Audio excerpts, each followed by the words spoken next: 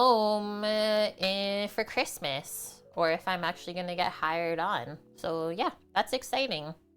We shall see.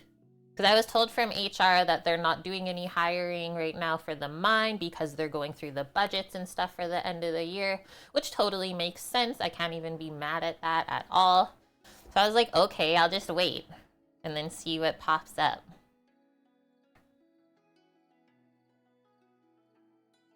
Yep, forget the real reason for Christmas. It's true. Hello! Oh my gosh. Seriously, Blood Oak, thank you. 2 whole years of subscribing to the channel. I'm honored, dude. How was your week? Thank you for being here with us for 2 years. That makes it even crazier now, like, when I think you've already been here 2 years, like, actually how long some of the almost 6-year subscribers are. Like, 6 years we've spent together almost every weekend. That is nuts. That's nuts. That's fair, Bonk, right? Like, it sucks when you have to go into work and then you know you're not even gonna really do anything. You'd be so bored. I hate being bored. Black Friday back in the day was fun, Kimmers. Now it starts the week before. Yeah, they started too early, right? It kind of loses its essence, we can say. Okay, so we're cooking up some of my favorite things today. I'm excited, getting more into like those wintry foods. It's time, it's cooling off. Everything was frosted on my walk this morning. So you know when everything is getting frosty that like winter is coming, the snow is gonna be here soon. So it's time to, like Bonk said, take care of that food, baby. Feed it for winter time. Put a couple pounds on in moderation just to stay a bit warmer. Unless you live somewhere hot, then maybe you don't follow those rules. But it really does help. Your week's been hectic, busy with big projects, about to sell your company's moving offices. Crazy. You'll be making daging s'more today, a fragrant Indonesian beef stew, a childhood favorite. That sounds good. I was actually reminded of something from my childhood this week too. It was yesterday. I picked up this, it was on sale at the store, old-fashioned style bacon for the cassoulet today. It brought me back to like weekends at my mom's nephew's farm. So my whole mom's side of the family is farmers. And like it totally brought me back to being young, being at the farm on like a Sunday morning, because we would go there like on the weekends to help out with different things. And then waking up to like this like very farmer-esque bacon, nothing that you would get in the store now. It's like so porky and buttery and delicious. I was brought back. I love food memories like that. Your Christmas wish already came through. Get to spend the holidays with Lauren. That's the cutest shit ever. I love it. The fact that like you guys met, was it this channel or was it somewhere else on Twitch? It's just the best ever. I hope one day like we get to really meet in real life. Okay, menu for the day. Cassoulet. This is something that we're taught in culinary school as well. I've made a bunch of different variations of cassoulet, and what it comes down to is the word is French, so it's a French style bean stew with like different meat bits in it. It's a really good way to use up random meats that you may have in the fridge. I've made it with pork. I've made it with pork, duck, sausage, chicken. I've made it with pork belly. I've made it with pork hock. Can I think of anything else? I don't think so. So yeah, a French bean stew. Today we're gonna make it with bacon and pork belly. Like I said, the bacon was on sale at the store. I got it for $10 for a kilo, and I literally picked like the best pack of bacon. It is so meaty, like it's literally all meat, barely any fat. So I'm so happy for like what I paid for. because the cost of the grocery bill literally broke my heart yesterday. I left the store, I was like physically upset. It was our channel, Blood Oak. And you've already been together over 1.5 years. Time goes by so quick. Like, you really have to just, like, live your best life every day. Because that's how fast it goes. How are you? Ukoniki. Greetings from Russia. Have a nice evening. I hope you have a nice evening, too. Nice to see you. Cassoulet sounds too close to casserole, and they're both very different things. This is true. This is true. Oh my gosh, did you hear that fart can car outside? Okay, so here's the recipe if you want to check it out as we're talking about it.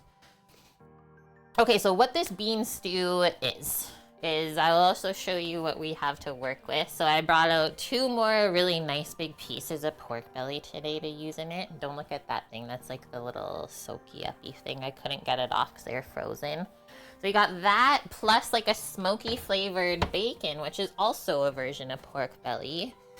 And this one is like kind of important, let's say, the type of beans you use. I've always used these like small white navy beans.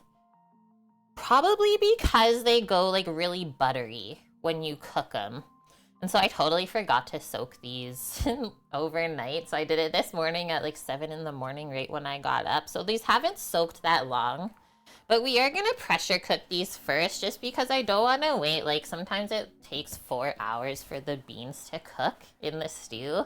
So I'll quickly pressure cook those for like probably 10 minutes first just to get a little bit of like the tenderness into there, and then we'll put the whole cassoulet together. So it's the meats, there is like a kind of tomato based broth with it, lots of nice fresh herbs, which is probably why I broke the bank this week. Because like each pack of fresh herbs, if you don't get them on sale, they're like $2.50. So I'll probably be getting the dehydrator out at the end of this weekend of streaming. If we don't use up all those fresh herbs, it's really important for me to not put them in the garbage, because that's a waste of money. I'll just dehydrate them and we can use them dried instead. Yeah, the legumes don't get grainy like others. Yeah, those beans are so delicious. Like I said, they go like very buttery, and obviously when we put it in the stew, it's gonna soak up all that yummy flavor. Come cook your deer tenderloin. That's such an easy thing to cook. Yum. Like, why is my brain almost wanting to make like a venison carpaccio with that? Just like sear it on the outside, freeze it, and then slice it thin. Yeah, navy bean stew. And then from those like leftover beans that we made last weekend on stream, I totally ended up making like a... Is it usually called 7-layer dip? Mine wasn't quite 7 layers, I don't think. Maybe closer to 5, but that was so good for lunch yesterday. I just kind of like smashed up the frijoles. Okay, and then I also bought a really big butternut squash. This was last week when it was on sale.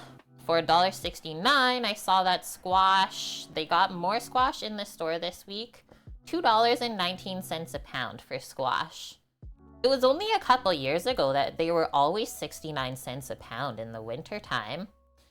Insane prices. I was like, there's no way I'm buying that. So we're gonna make one of my favorite salads to have in the fall time or when it gets cold, because some places kind of have winter already.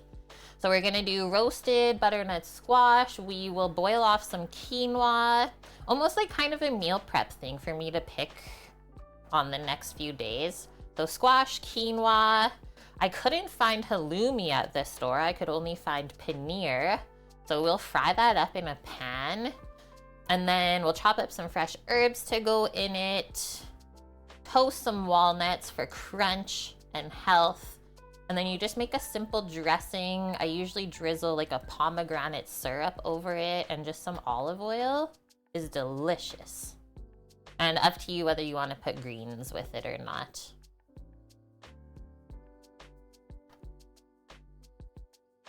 Produce would be cheaper if you buy the property and move down here. That is exactly what I was thinking yesterday. I was like, hey, I gotta keep like working hard so we can actually have our own property because we need to start this garden.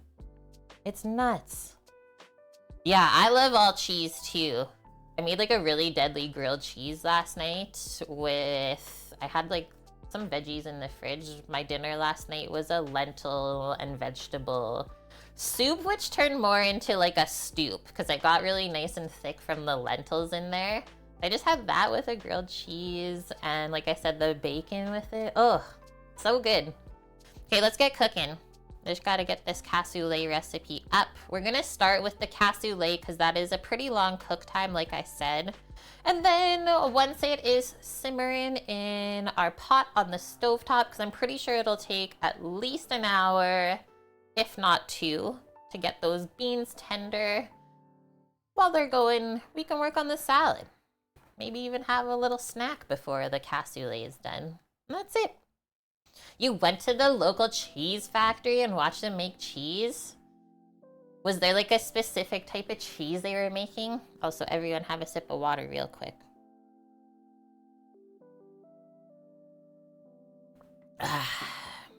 So good.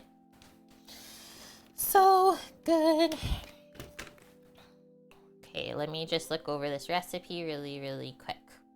The recipe seriously looks good, the photo that they took. So I got a big pot out. I didn't use the cast iron brazier today because I didn't think it would actually fit all of the beans and stuff in there. I didn't want to push it to the limit and then have it go over. Okay, this is what they say. Everyone should know a good cassoulet recipe. Not because we all need to know traditional French cuisine, but because stewed meat and beans are awesome. At its simplest, cassoulet is a casserole. What? They use the word wrong. Cassoulet is a casserole of beans, meat, and herbs from southwestern France. It originated during the medieval times as a peasant dish and has gained iconic status in France and around the world. Like I said, it's a good dish to like use up different meats. So think back to like the times when people did not live like us. Well, if you had like sausage, like a chicken thigh left over in the fridge, a piece of like a pork hock or something random like that, even pork chop, all of that goes into the casserole. It is so good. There is a similarity, Bonk. It's true.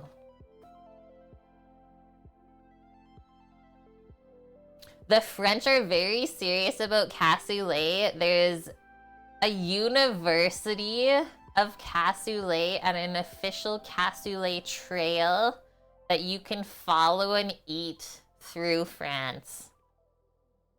Blood oak, yeah. Fancy French green bean casserole. The fanciest. That's hilarious. The cassoulet trail.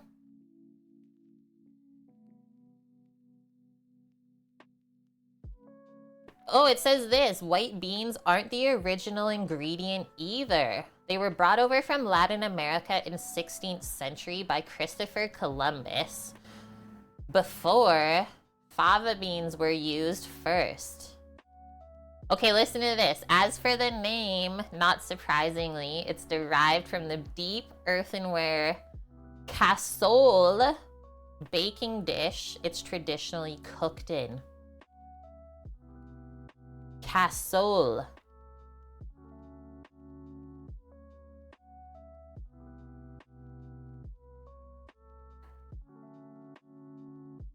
And although the French are credited with the invention of the dish, the origin of cassoulet is Arabic.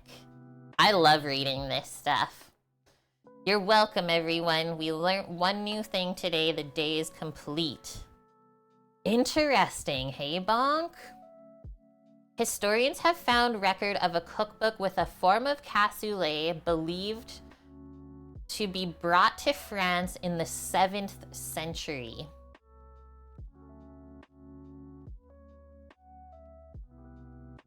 Oh yes, and then when I was looking at some of the recipes, so there's a version of a recipe from the Toulouse region in France that uses duck confit, like I said, sausage, and then you put a crust of breadcrumbs on top of it to finish.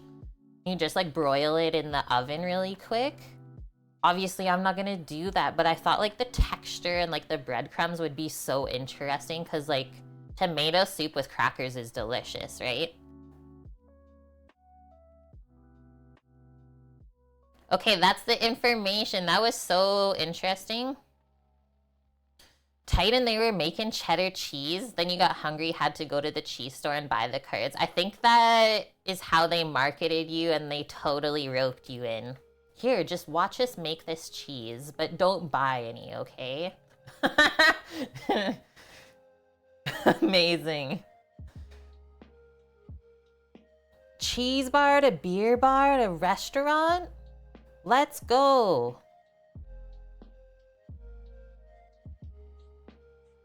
I do remember the choices in cheese shops. I was having such a hard time deciding which one to buy from. I remember this, Blood Oak. I was overwhelmed. Okay, so this is what we need for our cassoulet that we are making today. Our white navy beans, which I totally had more than 1 cup. I probably had 2 full cups and then we soaked them. Pork belly, bacon, onion, celery, carrot, so mirepoix, which is also so good in here. So you also know now that there's vegetables, so it's almost a complete dish on its own, if you wanted to. Garlic, thyme, rosemary, tomatoes canned. I don't have veal jus because I'm not that bougie right now. I'm just gonna make a little bit of like a beef broth up in the measuring cup and pour that in. And then a bunch of like parsley chopped up to finish. I got some really nice parsley from the store yesterday. The amount of different Gouda cheeses there is wild. Is wild. Yes, it's happening. I mean, we are planning to come in the summertime for the race and then go to the one in Monza after, so it's probably gonna happen. Just saying.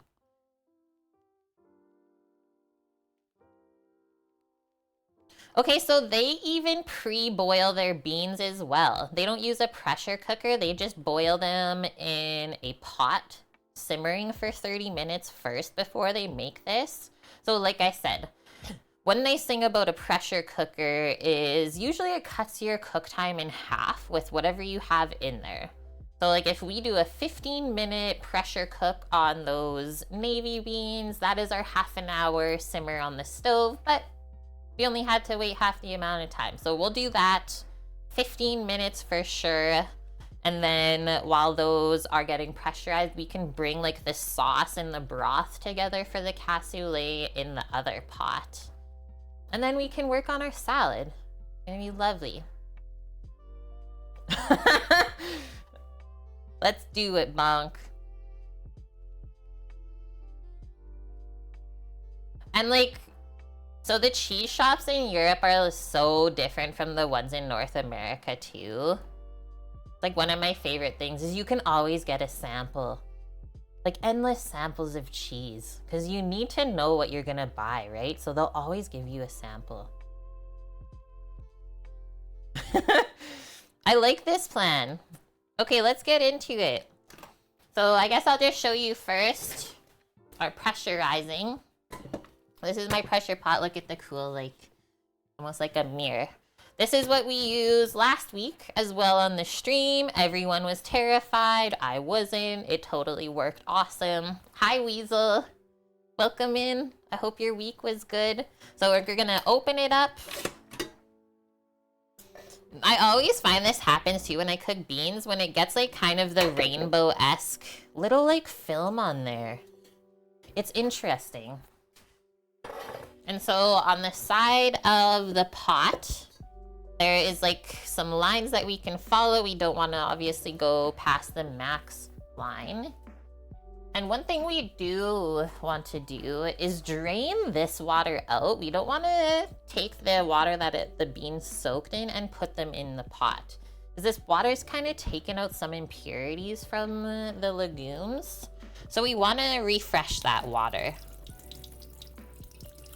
Show you the underside of the lid? Sure. Before I get too carried away here.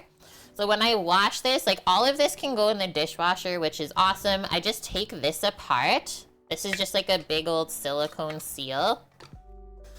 And that's how the lid looks. So this is the first lock that pushes up and that locks here.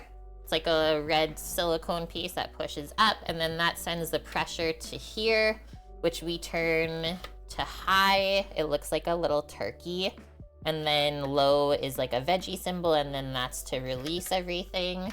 So yeah, that's how it works. Cool, hey? Really, really big seal. And yeah, you always want to take that out so like stuff doesn't get stuck in there when you go to wash it. I've had this for easily 5 years already, this thing. I love it, honestly. I use it almost every time I cook beans. Hi, Trev. Yeah, beans are magic and they leave residue. How was your week? Yeah, we're ready to seal the deal. Oh my gosh.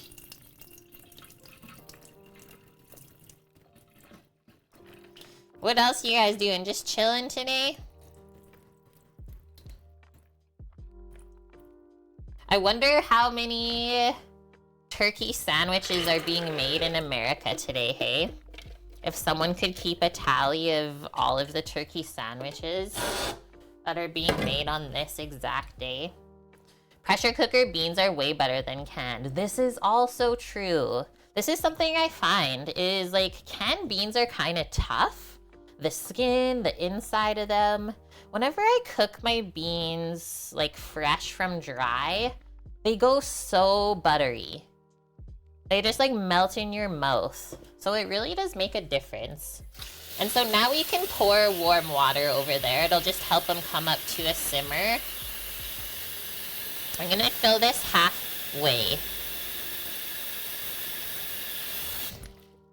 So just to the halfway line.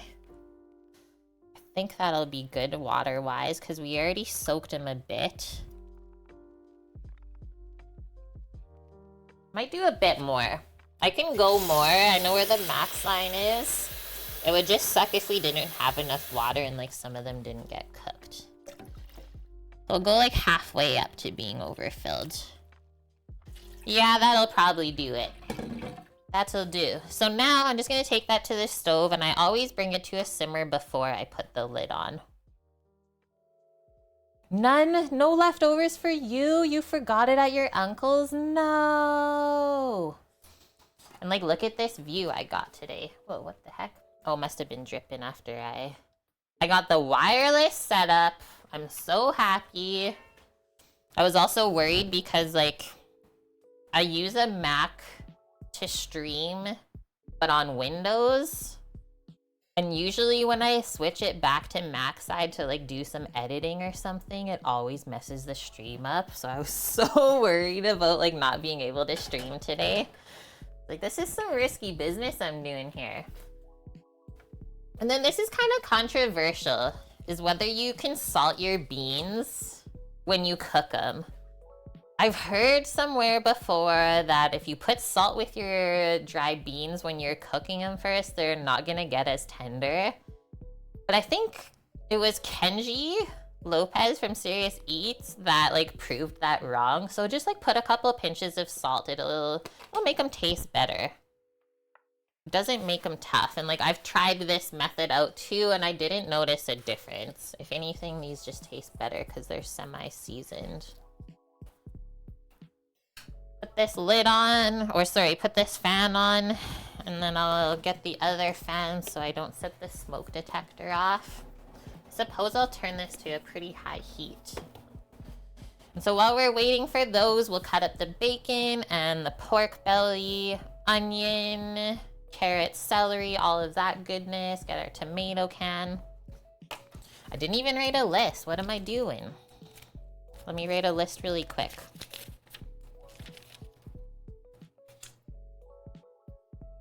Interesting, Trev. Yeah, if the seal isn't in place properly for the pressure cooker, it will actually never reach pressure, and you'll just hear this sound, but nothing will really happen other than it like simmering, but it won't be pressurized. You grabbed some leftovers from last night. You're getting hungry now. I had a yummy yogurt bowl this morning. That's what I eat almost every morning. There's vanilla yogurt, chia pudding, banana, strawberry, oats, and coconut. Is that a spoon rest made from a real Corona bottle? Yeah, it's my roommate's. I think he got it from Mexico or something. It's just like a flattened glass bottle. And like the opening, you can actually sometimes like get water in there by accident. So it's for sure a legitimate Corona bottle. Hi, Green Box. Everyone say hi to Sam's mom. Hello. Okay. First, this fan. Second, we'll pop some windows open because it's pretty wild how much heat builds up in the apartment when I cook. Like, only 2 burners going on the stove. And it almost sets the smoke detector off every time. I also lucked out with a pretty nice day today. I think it's getting up to +3 Celsius.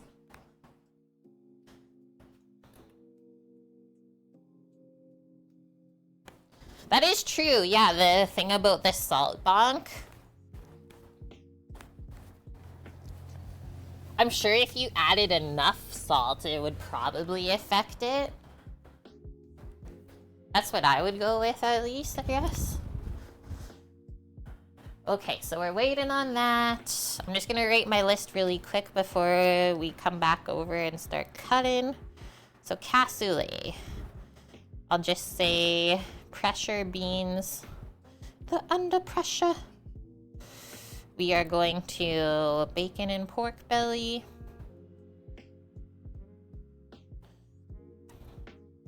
Mirepoix. All right, garlic herbs. And then tomato and broth. That's really it. That's all that goes into here. Too easy. And then for our salad, I'll just keep writing out the list. Need a sip of water again. I had 2 espressos today. It was wonderful. Oh, and I already went for my walk this morning too. Like I said, it was chilly. Okay, so roast our squash for the salad. That'll be one of the longer items for that. Cook our quinoa. Fry the paneer. Do our herbs and then dress. Yum. Okay, overachiever. Oh, I am definitely settling down. That was part of the plan. I think I just might have to meet this lady. I'm selling an old or Apple Watch. Just have to meet her later. That's probably it. But yeah, I used to go for my walk after stream, and then it started to just get too dark, too early. So I thought I would go in the morning instead now while the sun is still rising. It just honestly feels better. Banana pudding? Yum. With like fresh bananas or different? Ugh, there must have been like some oil or something on my burner. It honestly smells so bad in here. You know, like that burning smell? Okay, come back over here. That's gonna take a little bit of time, I think. Okay, so the pork belly is already there. I'll get the bacon out.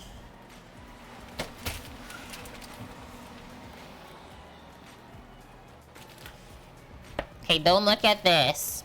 This part is so gross. I tried to take it off, but it was too frozen on there earlier. I said yuck. Banana pudding with banana and vanilla wafers.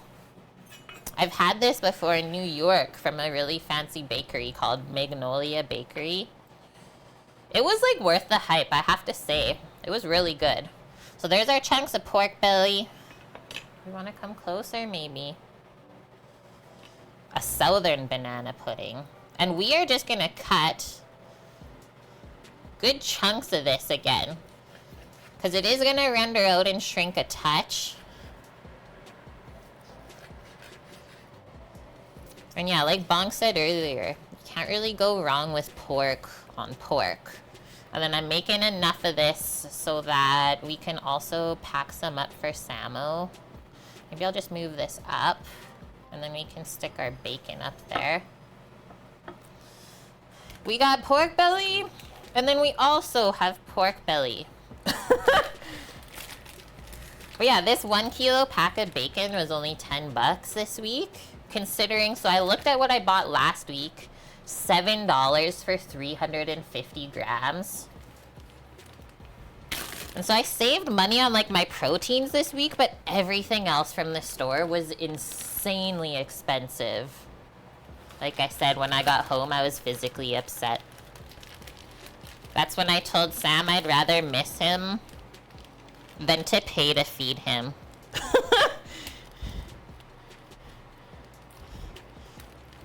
It's mean, but it's true. Let's do 4 slices of this. Whoa, it got stuck together. What are they doing to me? Like, look how meaty this is. Like, I thought I was picking a good one, but now I know I picked the best pack. The other ones were just, like, full of fat. I know, Alex. I don't know what those little blue things are in it. Probably just from the cure. It's just straight meat. It literally doesn't look like any different from that. Let me just wash my hands so I can pack this back up. I messed up the seal. I have to rinse it with some soap and water. As a mother-daughter dish with chimkin? What's that? I've never heard of this. A chicken and the egg, you're saying?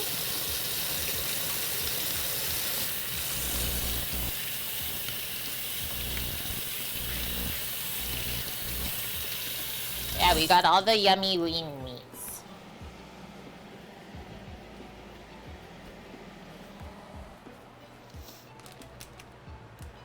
Katniss! How are you? Welcome. Put that away. Looks like the beans are just almost coming up to a simmer. Let's just get this sliced first, and then we'll go back over there. We can leave this pretty chunky too. You know it's good bacon when it doesn't just like stick together after you slice it. Yeah, everyone. From your holiday feast yesterday, what was like the best thing you guys ate? Usually I do celebrate American Thanksgiving, but I just couldn't justify the prices of turkey at the store, honestly, this week. It was $20 for 1 small turkey breast roast at the store. There's no way I was paying that to feed my own self. Roasted potatoes was the best one. What about that made it like the best? Okay, now I'm washing my hands and my knife. Yes, put pics in Discord. Cinnamon roll apple pie casserole. Okay. Okay, that sounds delicious. Toss it between the ham and the sweet potato casserole. Yes! I've made that before on stream. I remember this. You gotta have the pecan topping. Not the marshmallows. It's all about the pecan. At least for me. Crispy potatoes on the outside, fluffy on the inside. They soaked up the gravy real good. Okay, let me get a hand towel real quick. Go, go, go. And I think we'll switch over to the stove. We'll put the lid on the pressure pot. You added an extra egg to make it fluffier. Ooh, I like that. Yeah, so it's not like as dense and heavy. Because sweet potatoes really, if it's a very like moist one, not too dry, it gets heavy. We're cooking. Let's go over. Look at that. Should I get a spoon? Let's get a spoon.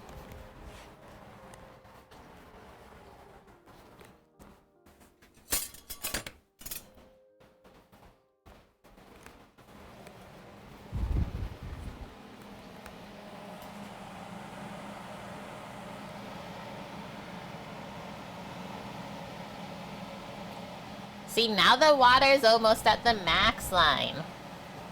I suppose I could just, like, take a little bit of it out.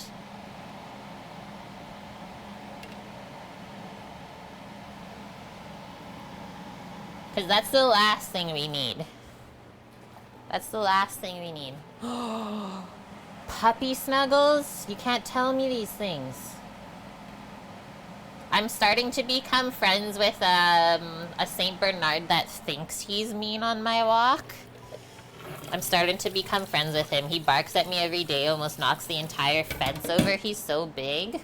But today, he just ran from his front porch, did one bark at me, and I was like, what?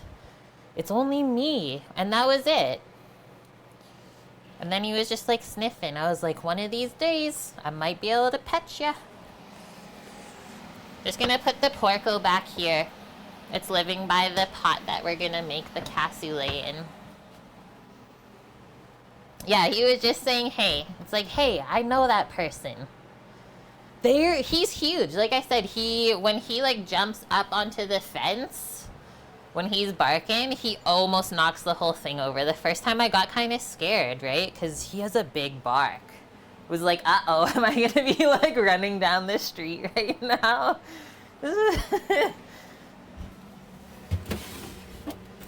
Too cute.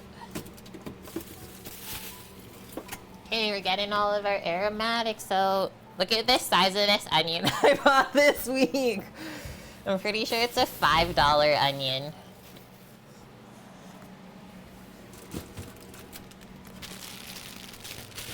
How many carrots? Like 2? Let's do 2 carrots.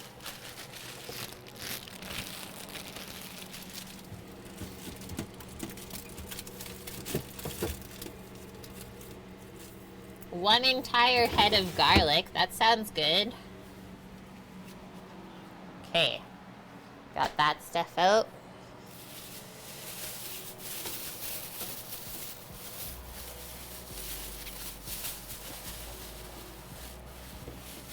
Two stalks of celery cost $1.30.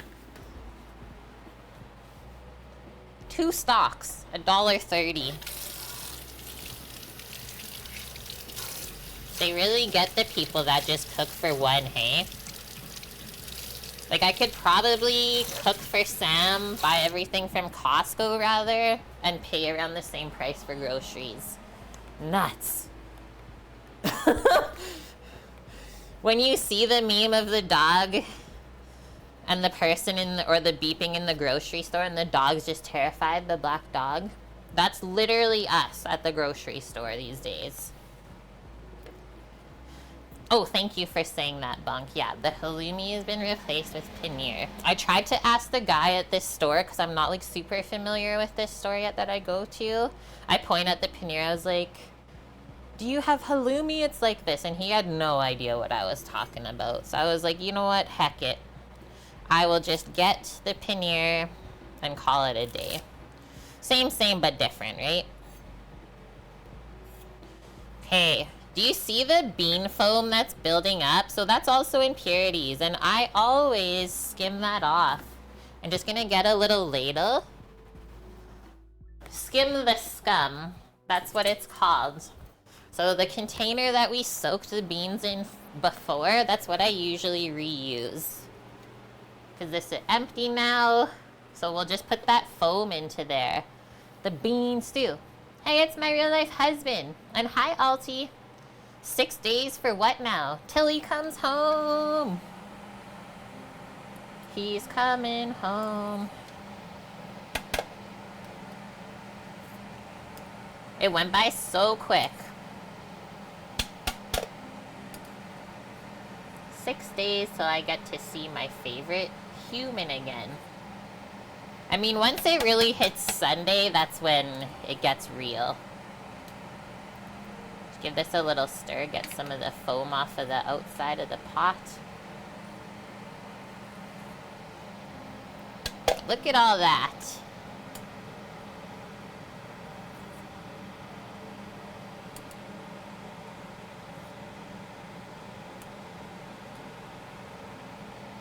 Oops, I scooped a little bit of liquid. That's okay. If you like sneak any beans in there, you can put them back. Just gonna give it a stir and see what happens. And then we're probably good. If it doesn't foam up too much more, we can put the lid on and start to pressurize. I'll just do one more.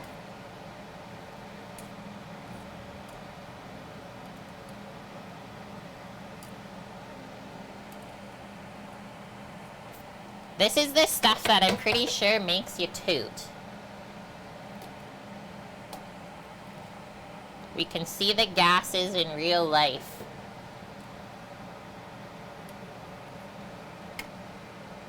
Yeah, that's good. Better than not doing it, right?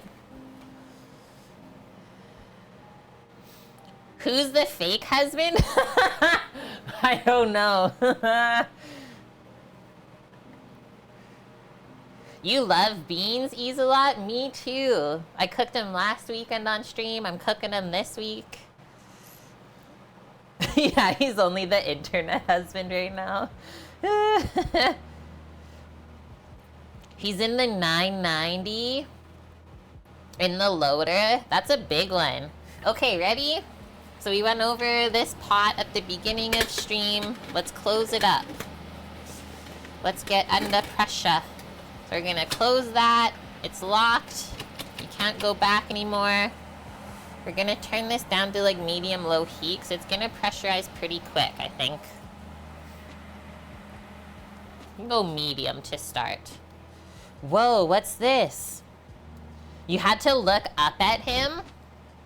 Ooh, that's the new one that they got. That is a massive loader. Look at it compared to the rock truck. Insane. Nothing wrong with the good toot. Oh man. Okay. Yeah, I was doing that last night. Because I turned the frijoles from Sunday stream into a dip. Here, I'll show you.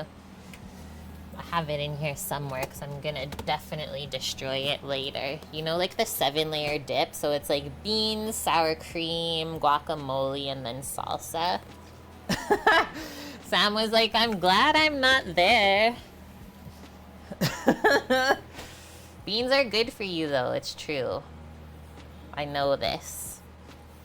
Okay, things are happening. Look, there's steam. Things are happening.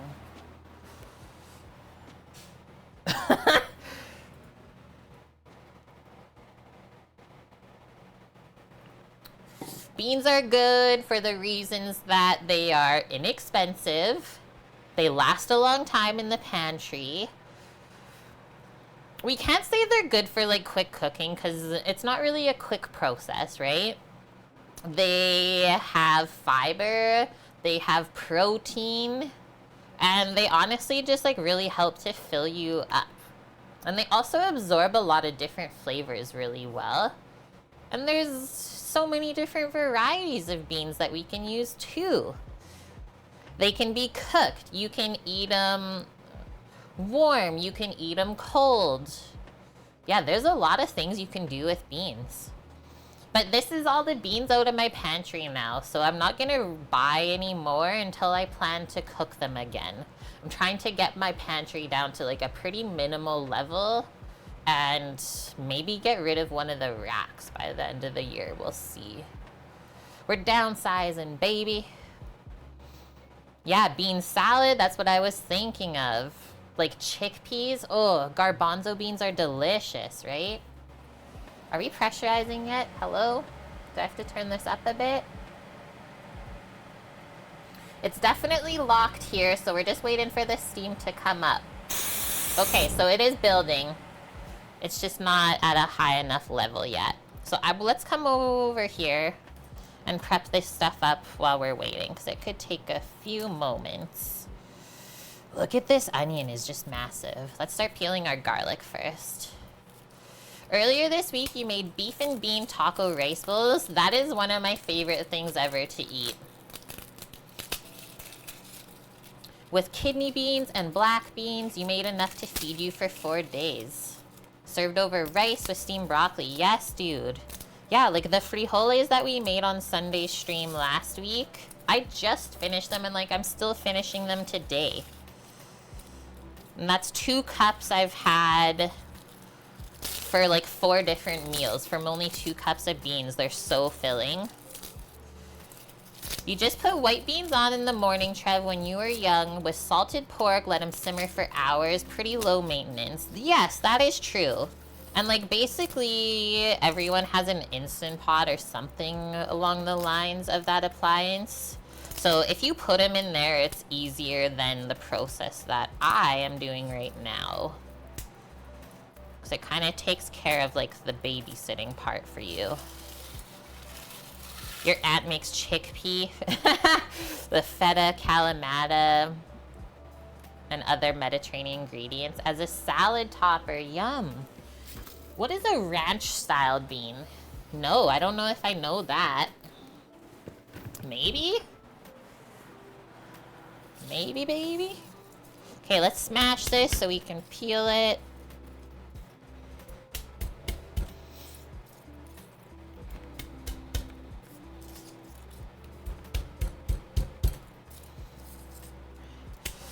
Chat, tomorrow I'm selling the first ever Lego set that Sam and I got and built together. It's kind of like bittersweet, you know? And it's such a big set that we just like can't have it anymore. It's the Lego Ferris wheel that's like all motorized. It was so fun. When we did have it, I actually played with it quite a bit. Ranch style beans. Oh, we're going. I just want to show you. It's getting nuts over here. Absolutely nuts, I tell ya. So I'm going to turn that down to pressure 3. I think we're pressurized. Oh yes, and I was going to click on this link. Ranch style beans. Are you sure Samo knows about this? Oh, he wanted me to do it. He was really happy. Lego is paying the bills. Oh, I've seen this. I've seen these beans. I don't think we have that brand. What the heck is the brand here in Canada? It's something else. Are those yummy though, guys? Are those yummy beans? Okay, so let's also set... Oh, I updated my watch and it looks really different. 15 minutes on the clock. Those are pressurized. We'll check them at that point. Done and done. Oof. Oh no. It's got a boo-boo. Just cut it off. And then this garlic for the cassoulet, we are just gonna slice it. I've been loving these like big chunks of garlic in our stews and braises. The original ranch beans are a favorite in your family. Eat it with rice and a ton of shredded cheddar on top. Yes, please. Yeah, beans and rice is such a good combo. Hello, my drops. Oh, that's a cute little emo. Morty. It's Morty.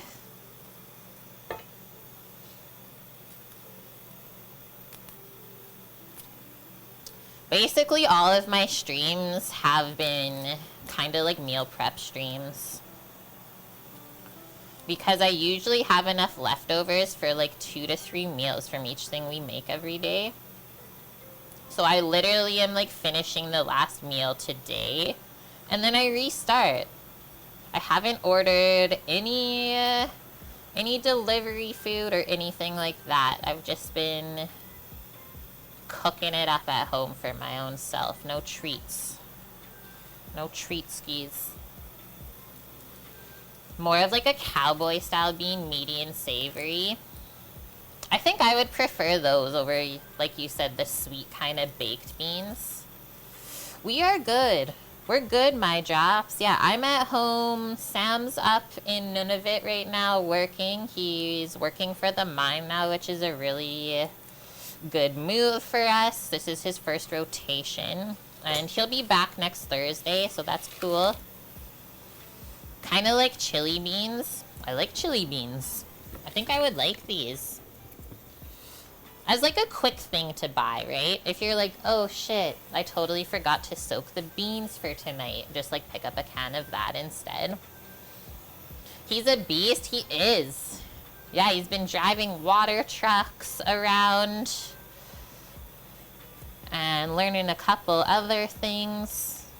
And then I'm trying to get hired on, hopefully for next rotation. But then that means we'll be leaving on December 21st. Obviously working all the way through Christmas and New Year's. And then we're home like 21 days after that. Reminds you of yourself? Yeah, have you been good? I was working up there until like, what, 4 weeks ago? And I kind of just went on strike, honestly. I think our, like, recruiter hates us with the, like, food company we worked for, because he keeps trying to put me on, like, an opposite rotation of Sam at the camp. When, like, he knows that the one stipulation is, like, we have to work on the same rotation. So he just, like, pissed me off, so I went on strike. That's like a very adult thing to do, isn't it? Sometimes you have to stand up for yourself and the team as well. And like now, I guess since I left, everyone else is quitting, so I'm just like laughing. When I work up there, what do? So I did like a bunch of things. So I started at the mine last October on the 27th. And I was first hired on as, it's called a second cook. And what that role of the second cook was, I was making sandwiches for like the lunches. And so at that point, I think we were cooking for around 120 people every day. So I would have to make around like 300 to 400 sandwiches every night, because you make them at night, right? You work night shift. So that's what I started doing. And then I also like did a humble thing where I just did like a general helper when we went to that other camp for the ice road. Which that was like my least favorite thing, but I just did it so I could be with Sam. And then from there I moved, when we went back to the mine, I moved up to first cook. So that's like a basically sous chef in a restaurant, is you're like the second person in command and you're cooking dinner. So dinner's always 2 proteins, 2 starches, and 2 different veggies every single day. You start at 9 a.m. and dinner's got to be ready for 4:30. And then after I did first cook, that was like in the summertime, I asked for a raise, and the only way I could get a raise was if I became a baker. So then I became a baker like 8 months in, and I did that for what, like 3 rotations, I think. And now I'm here. So those are all the things that I've done at the mine.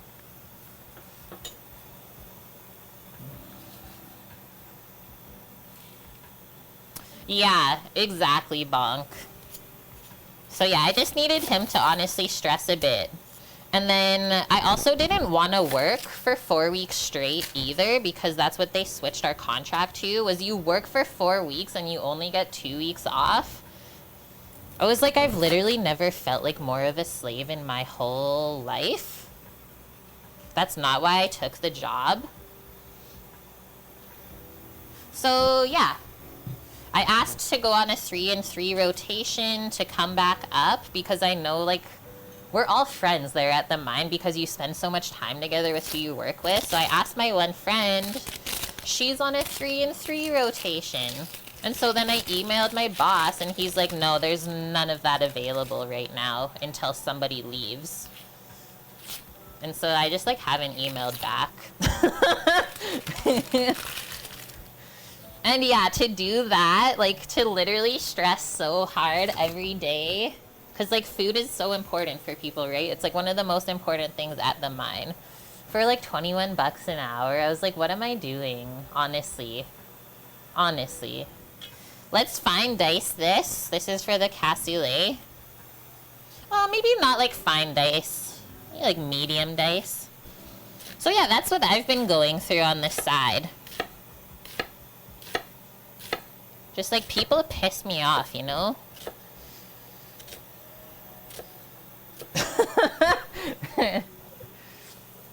21-7. Whoa, 3 weeks on, 1 week off. 14-14's not bad. But like a lot of people can't work that rotation and not make enough money. Yeah, don't mess with me.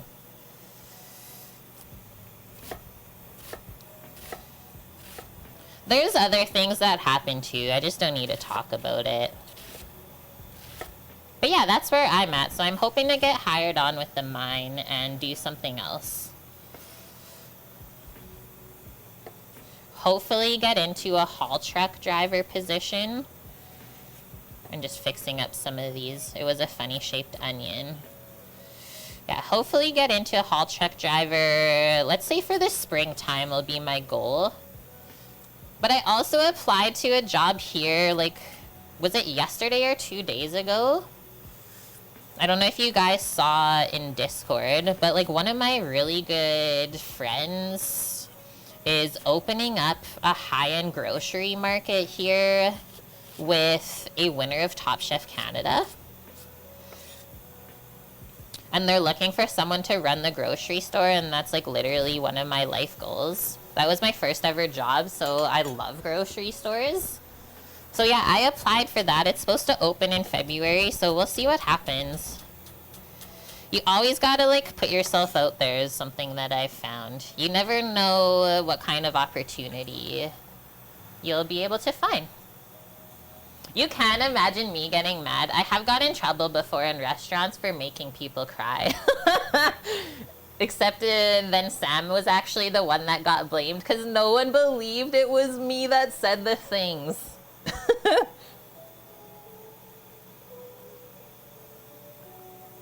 Sorry to uncover the negative side of things. No, it's just like being real, honestly. I'm just grabbing my veggie peeler for the carrots. I like to be honest with you guys. I mean, we all talk to each other about like different life things.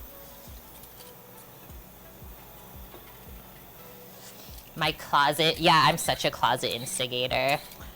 From as long as I can remember when I was young, my parents always called me a shit disturber.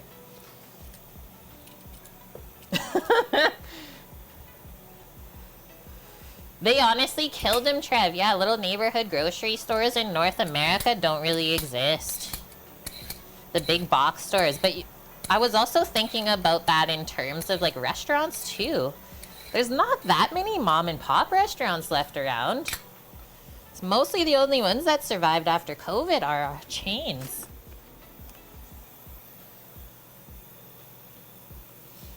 Read that you should apply to jobs that you meet 60% of the job criteria. If you meet 100%, you're overqualified. Yeah, that's also a rule for like being an entrepreneur.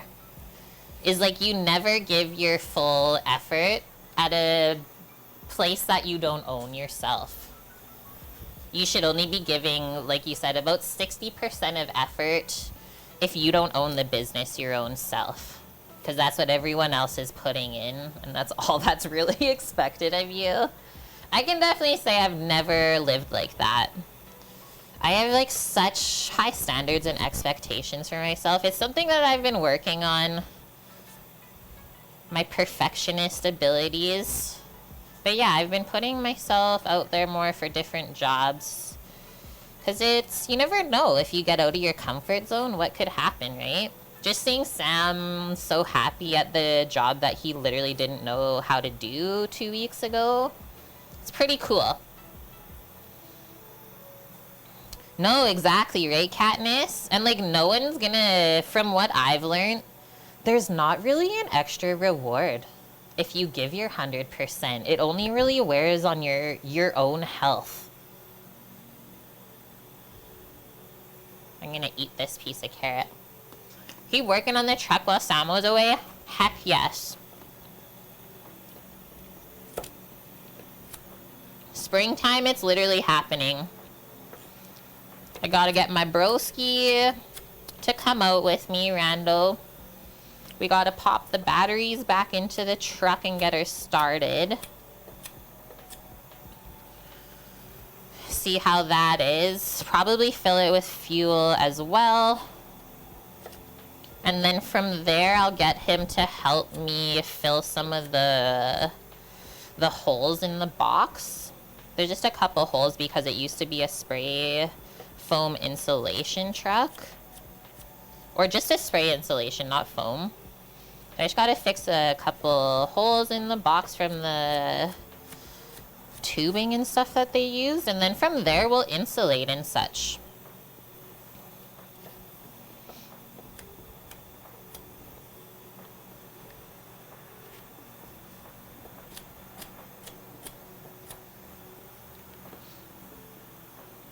Yes, yeah, if you put in your whole effort, you'll just be rewarded with more work. That's a saying that we have in the kitchen, is if you're really good at your job, you also get to do everybody else's too.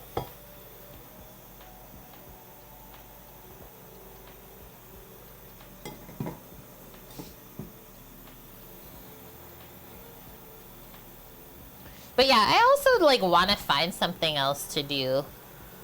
I really hope I get the grocery store job.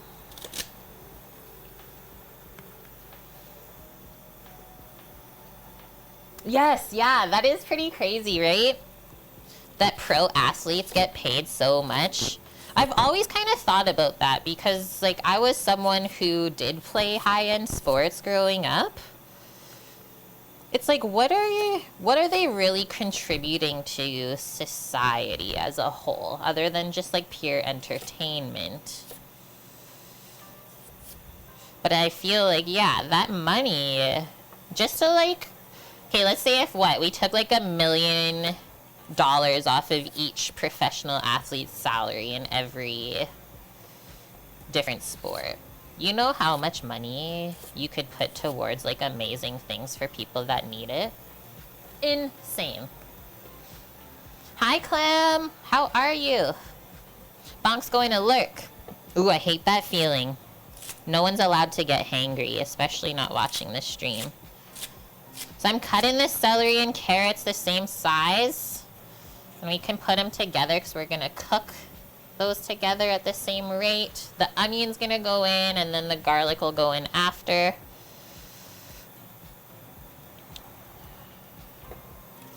And then we'll just deal with our herbs. This is how I usually make my cassoulet with the fresh herbs, is I just throw them into the pot with the stem on and everything. And then I just pick the woody stem out after. Okay, that's our 15 minutes on our pressure pot with the beans. Let's start to depressurize that slowly. First, just turn off the burner, and then I'll slowly release it.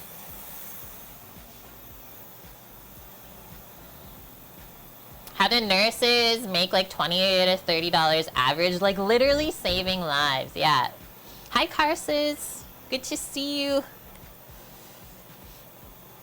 Just shared some leftover Thanksgiving food with people on campus. Clam, that's so nice. That sounds lovely. One could say you're spreading the deliciousness. I love it. Hi, Pfizer. Welcome. You had almonds, banana, and lots of water. I'm like so picky about food nowadays too. It's like I literally won't put anything shitty into my system. So you got rosemary. Let's just do all of that, I think. And then, yeah, if this is left over by the time Sunday comes, we'll use a little bit in our wild mushroom risotto that day. I'm just going to dehydrate the rest so we don't have to throw it out. We'll get the dehydrator out later. Is there a reason for slow pressure release versus fast with cold water? Oh, yeah. I've never really thought of that because I was taught that at the restaurant. Is if you want to slowly release, or sorry, if you want to quickly release the pressure, you just take the whole pot like this, and you go over to the sink, and you just like pour cold water over this part of the lid, and it will release the pressure faster. I just don't care about wasting water, I guess. And I'm not in a time crunch, so I'll just do it naturally. But thank you for saying that. I forgot that you can do that. It's what I always used to do at the restaurant because, well, you're always in a time crunch.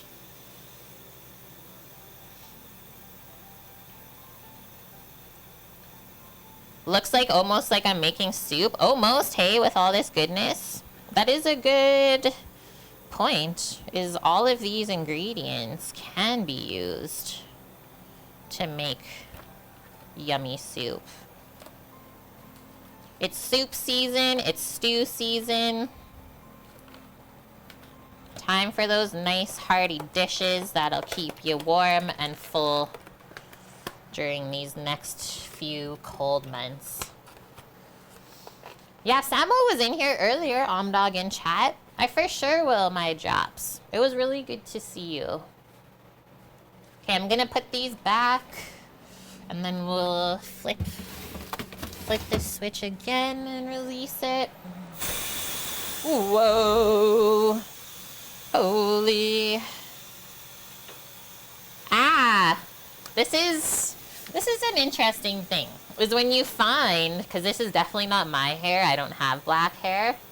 When you find like a miscellaneous hair in the fresh herbs, I always wonder, like, how far has this hair traveled? Where did it come from? Is it a guy hair? Is it a girl hair?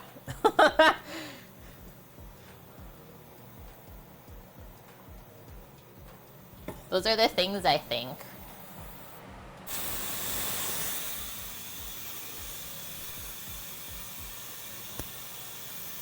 Okay, we're gonna start cooking our pork next.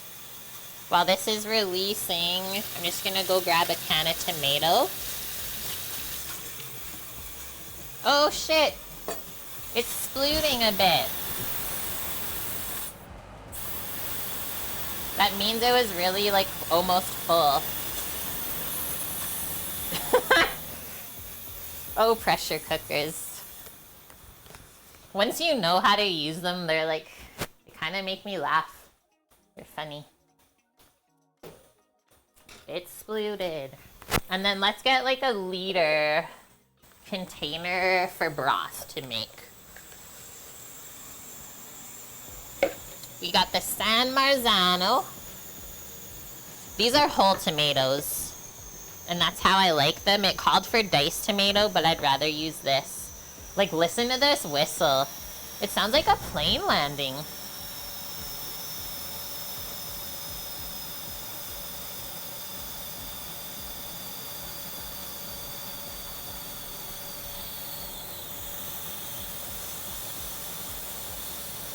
Okay, that's all the way. Ah!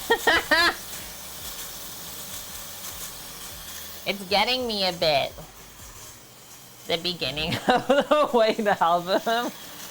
Someone's gonna have to clean the stovetop later. I mean, I do every day anyways, so there's that. What are we gonna open up to here?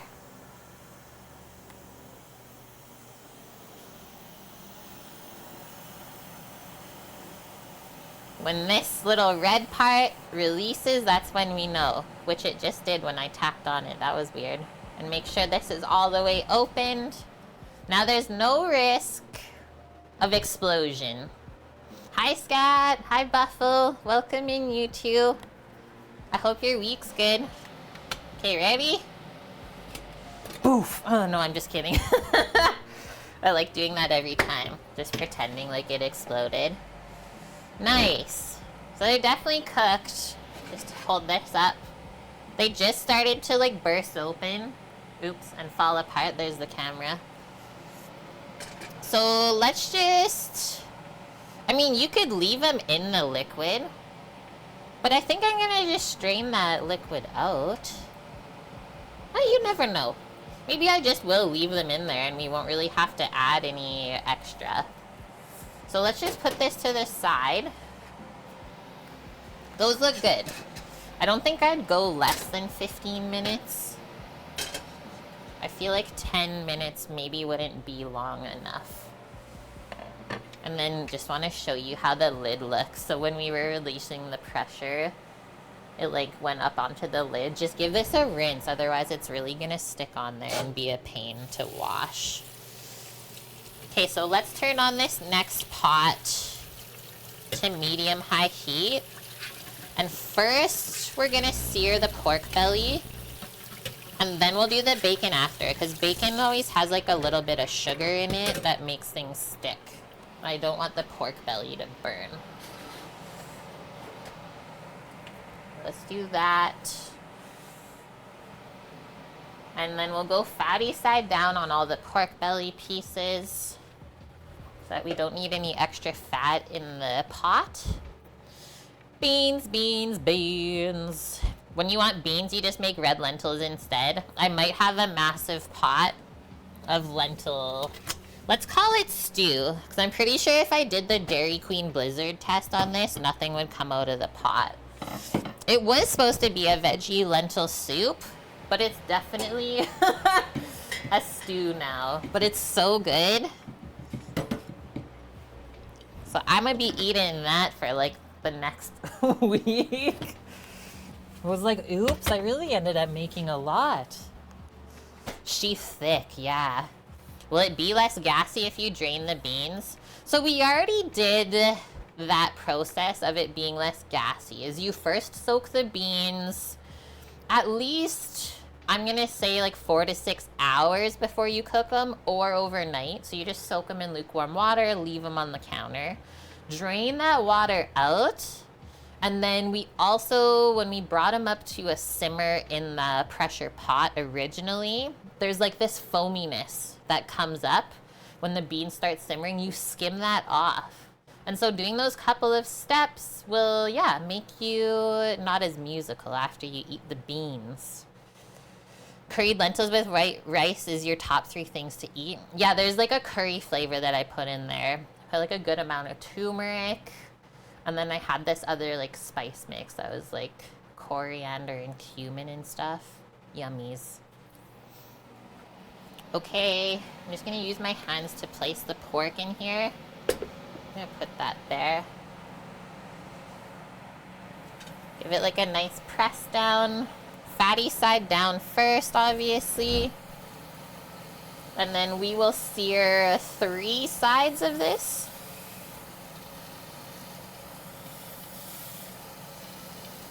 Ah! Who does that? My poor little porky piece.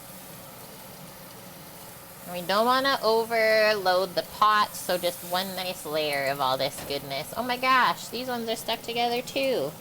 Who prepared this? Oh wait, it was me. I fired myself. Okay, there's that. Just washing my hands. Maybe I can get a better view in there, just a sec. Bonk is back. I believe it is unlurk. Yeah, no crowding the pan. Are you back with snacks, or you already destroyed the snacks? Yeah, it's contaminated forever. It'll never be the same. Not the porco. No. Should we sprinkle a bit of salt on there while we sear it? Probably.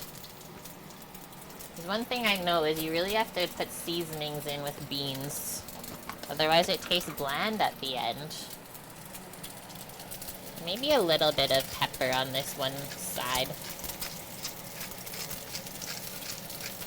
It's gonna start smelling good.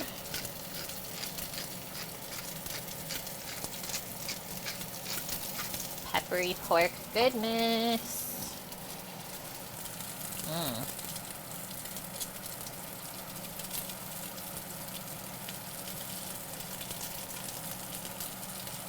You can also make this in the oven. I've done that before. If you don't want to simmer it on the stovetop, put your oven to like 325 Fahrenheit.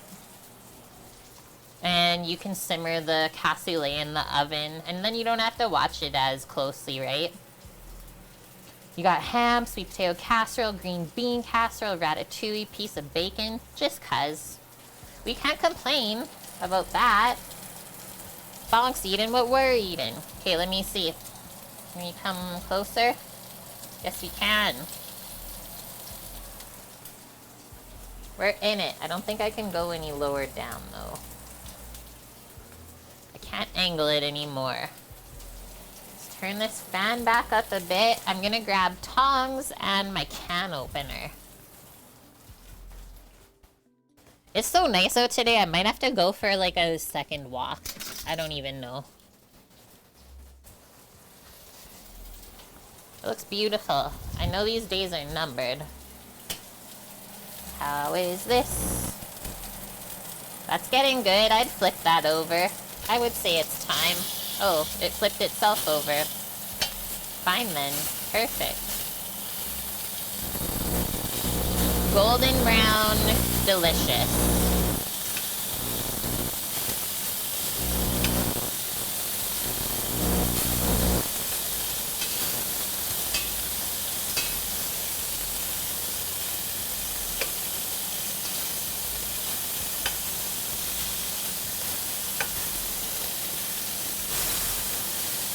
I don't even know how many meals I've made from these pork belly pieces now. I think we originally bought the pack of like the sliced pork belly pieces for $30.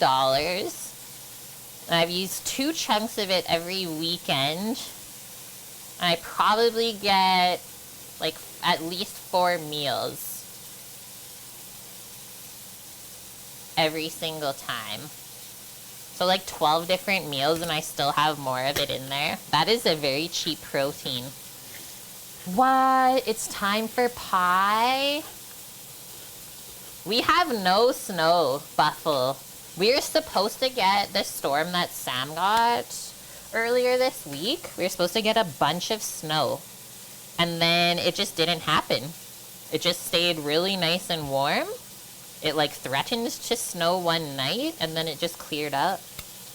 So yeah, on my walk the other day, a lady was like decorating her Christmas lights outside.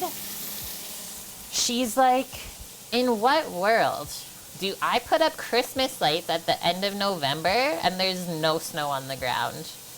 And we're both just like, I have no idea, but I guess we'll enjoy it. FCB, how are you doing? No one brought pie to Thanksgiving? You can't not. I mean, it is lunchtime, bonk. Eggs and ham? Just do that for dinner instead if you want. El Nino is in full swing. For sure it is. Okay, let's see this other side. Yeah, we can flip it. We're cooking, chat. We're cooking.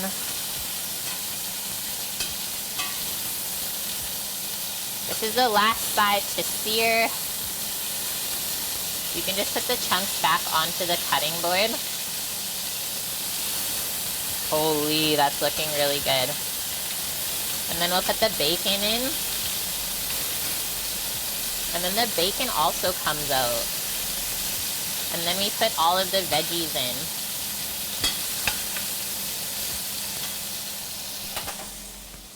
That color. Breakfast for dinner is always awesome. That is something that if you're a chef, and like usually chefs get off pretty late at night, right? Or like you just finished dinner service and then you get off, but like usually you don't want to eat at work after. Sometimes. Is we'd always come home after work, it'd be like what, 7, 8, 9 p.m. and we'd make breakfast for dinner. Always have bacon in the fridge, always have eggs, cheese, and veggies, and then like either toast or potatoes. It doesn't take more than 30 minutes to cook it.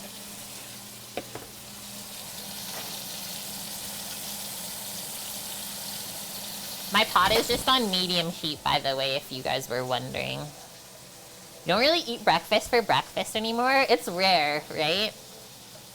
You're doing great, FCB, but cold. Did the weather turn in Florida?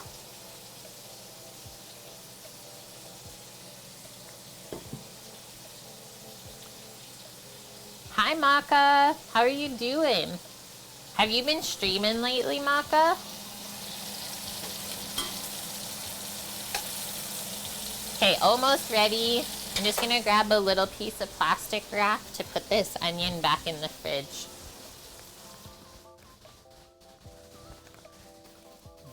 I moved like all of my food packing things to this first shelf really nice and close, and it's kind of life-changing feeling. Makes me really happy.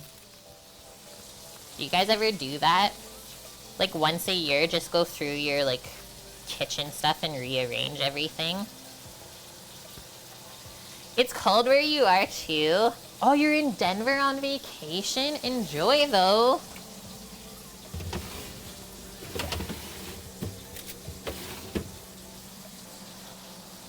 Okay, let's start taking this stuff out.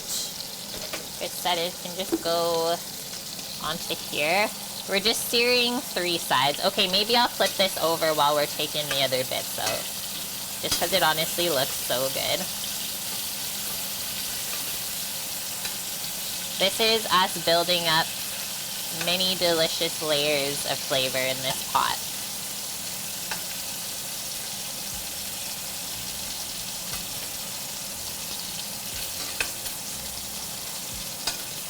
This is maybe the most important step of making any stews or braises, is searing your meats beforehand. Might be honestly the most important step. Okay, next, our bacon bits.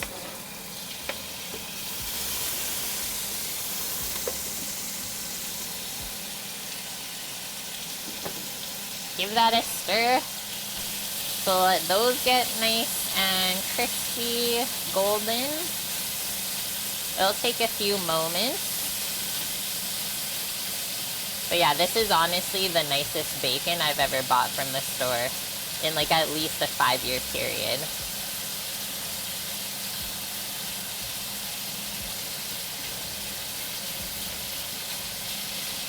I'll be living off that for easily a week. Okay, that looks good. Gonna grab a bench scraper just so we can easily scoop all of our veggies into that pot afterwards. Is it snowing in Denver? It's blowing, but it is not snowing. It is snowing?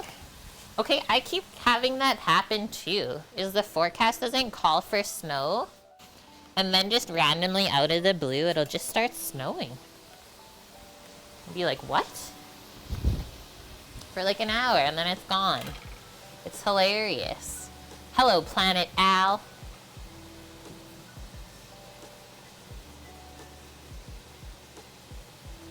Okay, next ones, I guess, while we're waiting, I can get the quinoa in a pot and get that going for our salad so it can cool off in time. I'm just gonna cook it like rice. It's like a 2-to-1 ratio for the quinoa.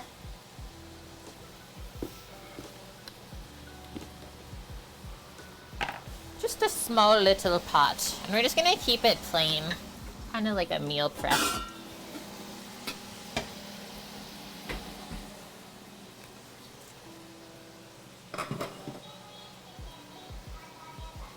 It is that time again. So awesome. Thank you for the 37 months, FCB. We also have like a 33-month earlier Kimmers, a 24-month with Blood Oak. Where's my measuring cup?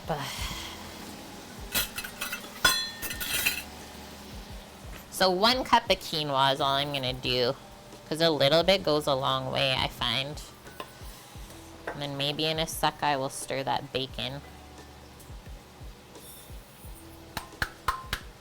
Hey camera, be good. I got it wireless again today, but then it like randomly just goes black for that second every now and then. Stir it up. I think I gotta turn this up a little bit for the bacon. There's more surface area being covered. I'm also scraping a little bit of the fond.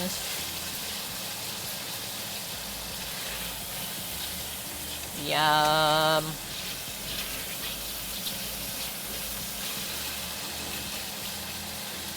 We have smoky and sweet pork, and we also have not smoky and not sweet pork. We have the best of both worlds? Maybe.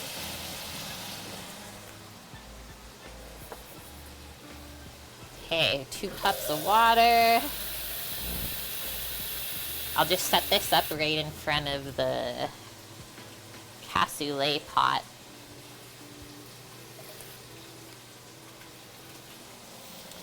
So that's our quinoa, our 2 cups of water. And then we just bring that to a simmer. It takes about like 10-ish minutes to cook. I'll put a lid on too.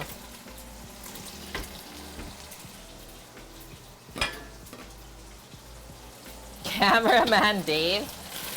We'll get him. Come on, Dave. Hold in there. Hold on, we're almost there. This is really splattering up here. Excuse me. No splattering allowed. Okay, let's see where our list is at too. That bacon's almost done though. Samuel's gotta disconnect. Electricians cut the cable, yeah. Now those are some electricians. Bye, Sam. Okay, bacon, pork belly, mirepoix, garlic, herbs, tomato broth. Quinoa is on. That's terrible. I mean, like, it's literally only your job to know which cables not to cut. You know how hard it is to get anything done, like, business-wise when there's no internet up there? Because it's not like you can rely on a network to do your job. There is no cellular data plan. It doesn't exist. Holy. Yeah, infuriating but hilarious. At least the one camp has internet still, because before they were all connected. Okay, I'm scooping this out because it's getting terrifying and splattery. We don't want to, like, burn ourselves. I'm just going to put that on the cutting board too, and then the onion's going in next.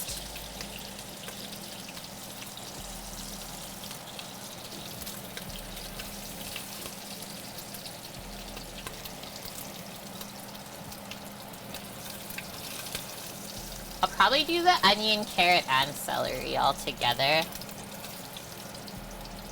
Yum. I'm making a porky mess. Go before it burns. And then all of the veggies are gonna like loosen up all of the yummy flavors off the bottom of the pot that we just built up.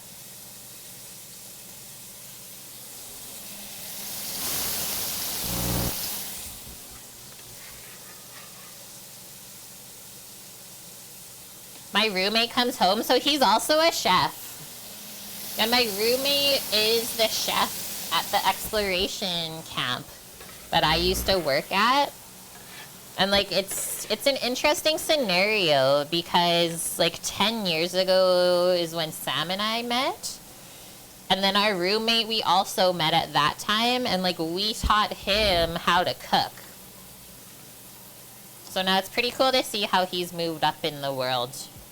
Like, we're just trying to get him ahead on his debt a little bit, which is why we're here with him. But yeah, he's been basically cooking for Sam every day. Because Sam will have food at the other camp instead of the new one. Because they don't know what they're doing, I guess. Like, last night for dinner, they made 2 packaged items, which is usually like used for a hot lunch item. Packaged ginger beef and packaged like chicken balls. And I guess the sweet and sour sauce they like made to go with the chicken was literally just like sitting in the bottom of the pan. The chicken wasn't even covered in sauce, it was just like dry. So that was literally this morning's meeting, was how bad last night's food was. Like, that's so sad. So sad. I'm literally home living bachelorette life, and I've never in my entire life had this opportunity and experience. So it's been fun. I was only like sad and lonely the first day, but now I realize how much I really enjoy my alone time. So we'll see what happens when the boys come back.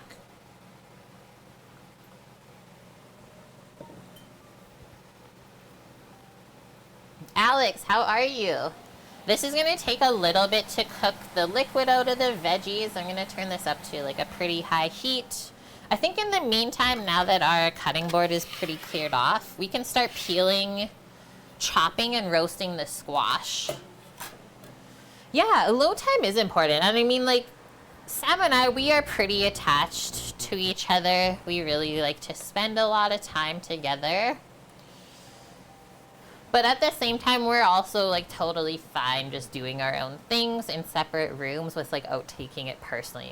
I hate when you're doing your own thing and someone comes up to you and they're like, "Are you mad at me?" And it's like, why would I be mad at you just because I'm doing my own thing? I hate the guilt from when people say that. So yeah, we don't do that.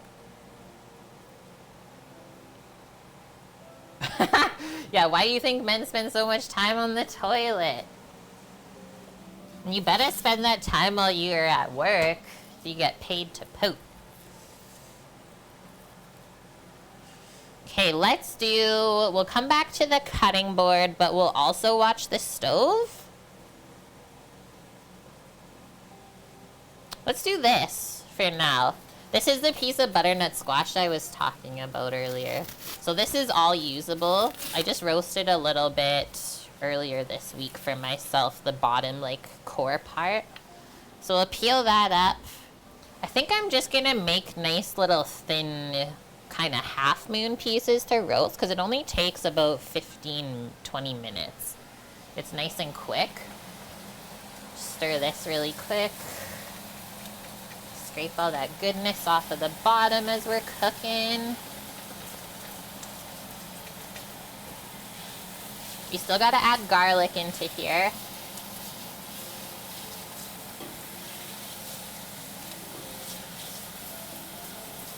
As well as herbs. And then we'll add the tomato, the meats, as well as the beans together.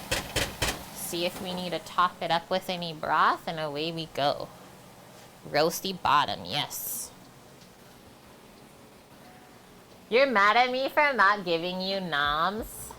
Now we eat those? Wait, what are we eating? Okay, I think I'm gonna take a really quick bathroom break. I feels it. My espresso needs to leave me. Maybe everyone else go take a really quick break too. I'll be back in a moment. Hold tight. Watch my stuff so it doesn't burn.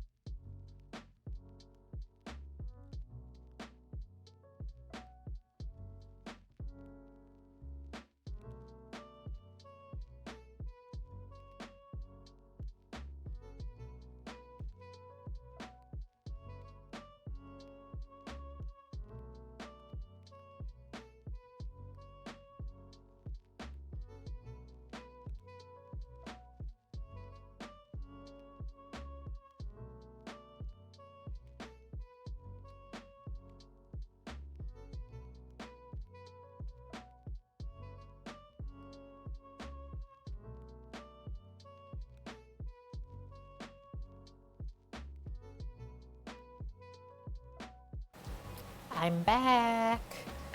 How do you do butternut squash? We're gonna cook it in the oven. We're gonna roast it. Like how you roast potatoes or any veggies like that. There's just one little brown bit down here I'm working on. I think it's almost time to add the garlic, chat. Stuff is cooking down. We want the onion to look translucent. Like, you can see how much steam we're cooking out right now.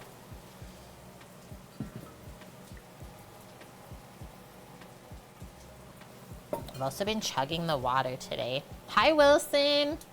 How are you? I just have it on cutting board view because I'm cutting up and peeling some squash for a salad.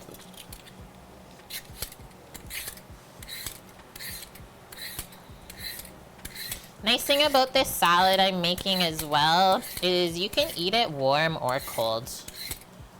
You got options.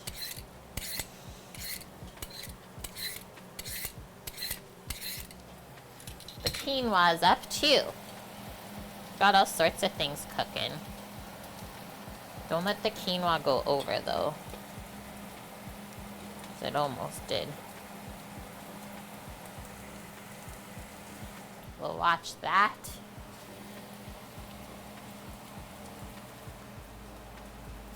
That's a good view.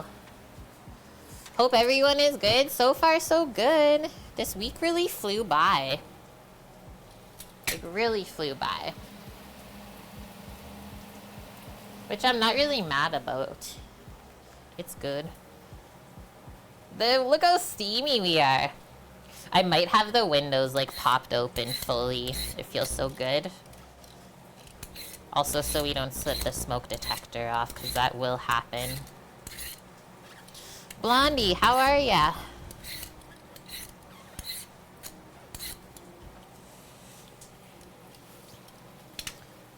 Let's stir this up. This quinoa, stop it. Be good. Yes, it's time to add the garlic, chat. We only have onion, celery, and carrot in here. This is after we already seared the pork belly and rendered the bacon, which you can see back there. Now let's add our sliced garlic cloves. 1 whole head of garlic is what we did. No skimping.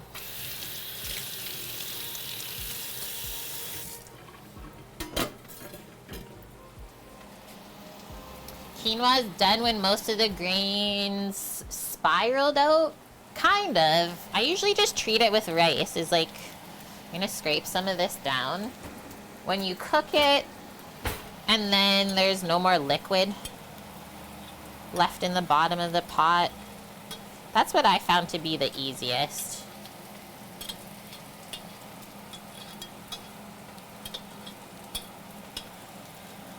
Just clean up that lid a little bit. I'll give that a rinse after I stir this. I'm gonna turn this pot down now. It was on a medium-high heat just to steam the veggies out. We'll cook this for a moment or two. Wow, that is smelling good. Add all of our fresh herbs. We kept them all on the stem. We'll just pick the stems out later. It's just cooking for myself anyway, so I didn't really care if I had to pick them out. You burnt your mouth on a molten apple pie? I am sad for you. It's one of my most hated things that I always do to myself.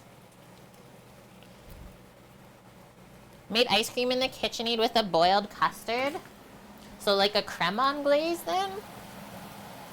Stir this. It had real eggs in it. Those are the best ice creams. Ah! Attack of the rosemary sprig. Ah.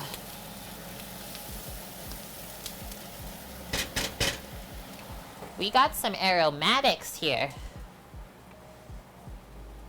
It's sold in a bottle like eggnog. Ooh. I'm intrigued. I don't know what that is. Wilson. Sounds good.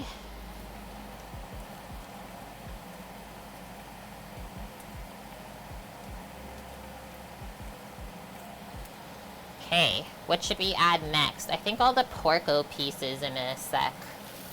And then we'll add our tomatoes.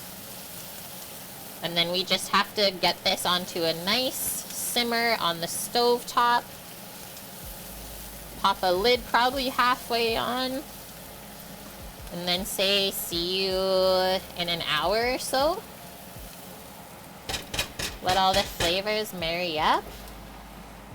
This quinoa is making me laugh, I don't know why.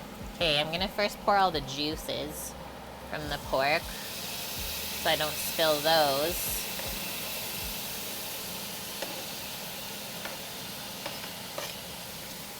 All the goodness, you gotta save it. Let's come closer. We don't care about quinoa right now. Just give this a rough stir around. Get the bacon around with the pork belly so it's not just piled up. Okay, and then we'll pour the tomatoes, just a can of whole San Marzanos. Those will stew down in the next hour, and I like them chunky. We will rinse this out a bit to get some water. Small amount, because we could always add more, but it'll suck if you make it too watery. Because then if you have to cook it a lot, the beans will go mushy. So we'll do that.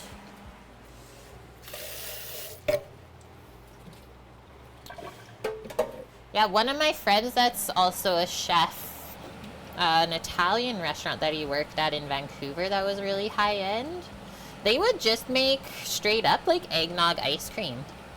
Just buy the carton of eggnog from the store, right into the ice cream maker, because it was like a pretty thick high end brand.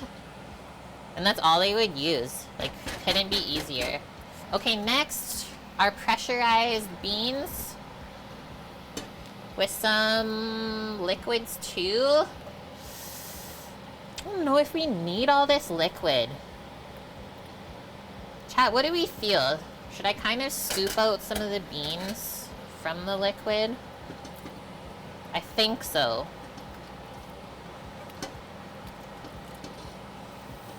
I'm just gonna get a strainer.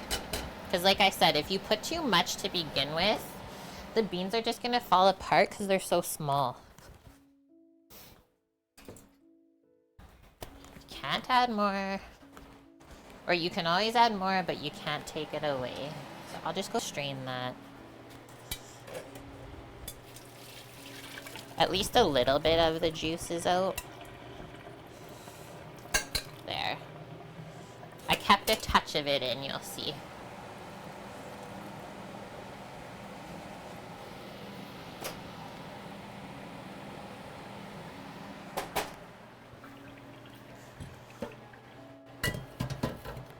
Drink the bean juice? It'll taste quite beany, is my response.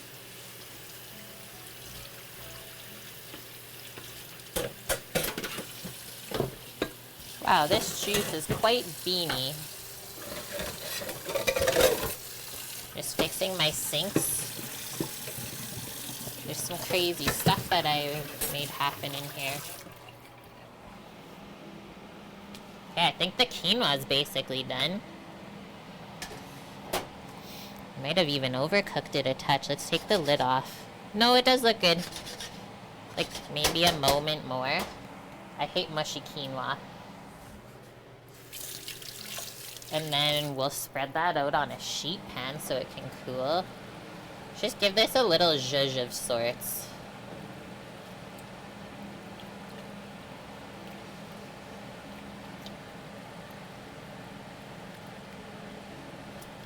Wow. This is gonna be some flavorful stuff. I'm gonna pop the lid on. All of our hard steps are complete. I'm pretty happy about this. Hi, it's me. Is this an improvised or a classic dish? It is a classic, and here's the recipe. There's different variations that you can make of cassoulet. We're doing a pork-based one today, but I've also had it before with chicken, with duck. I saw that you could do it with mutton as well. You got options. So yeah, check the recipe out. Make it for yourself. Okay, I need the sheet pan.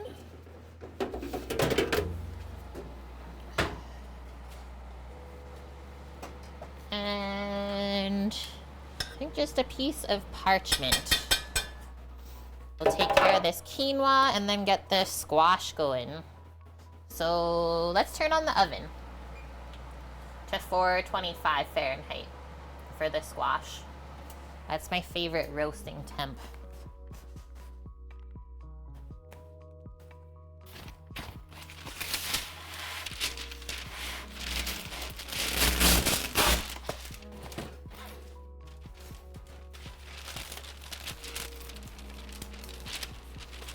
You prefer 420? Me too.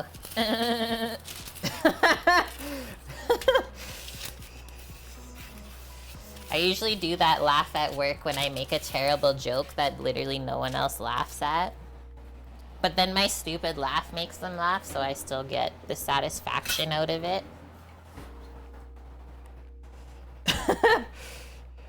Okay, that's simmering. I have it on medium heat. I think we'll come back to there. Turn this quinoa off.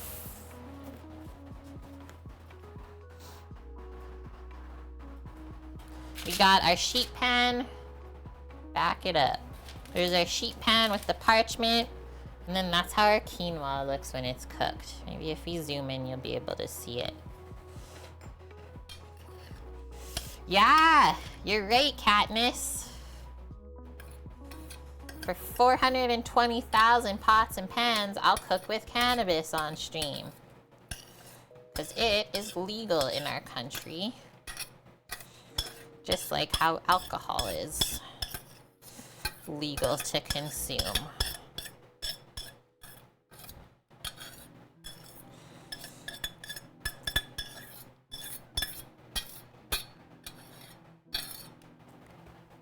Done. You know you did good when there's nothing stuck on the bottom of the pot either, so give that a rinse. Because like beans and grains are so starchy and sticky, they kind of get hard to clean if you let it all stick on there. And then we're gonna spread this out.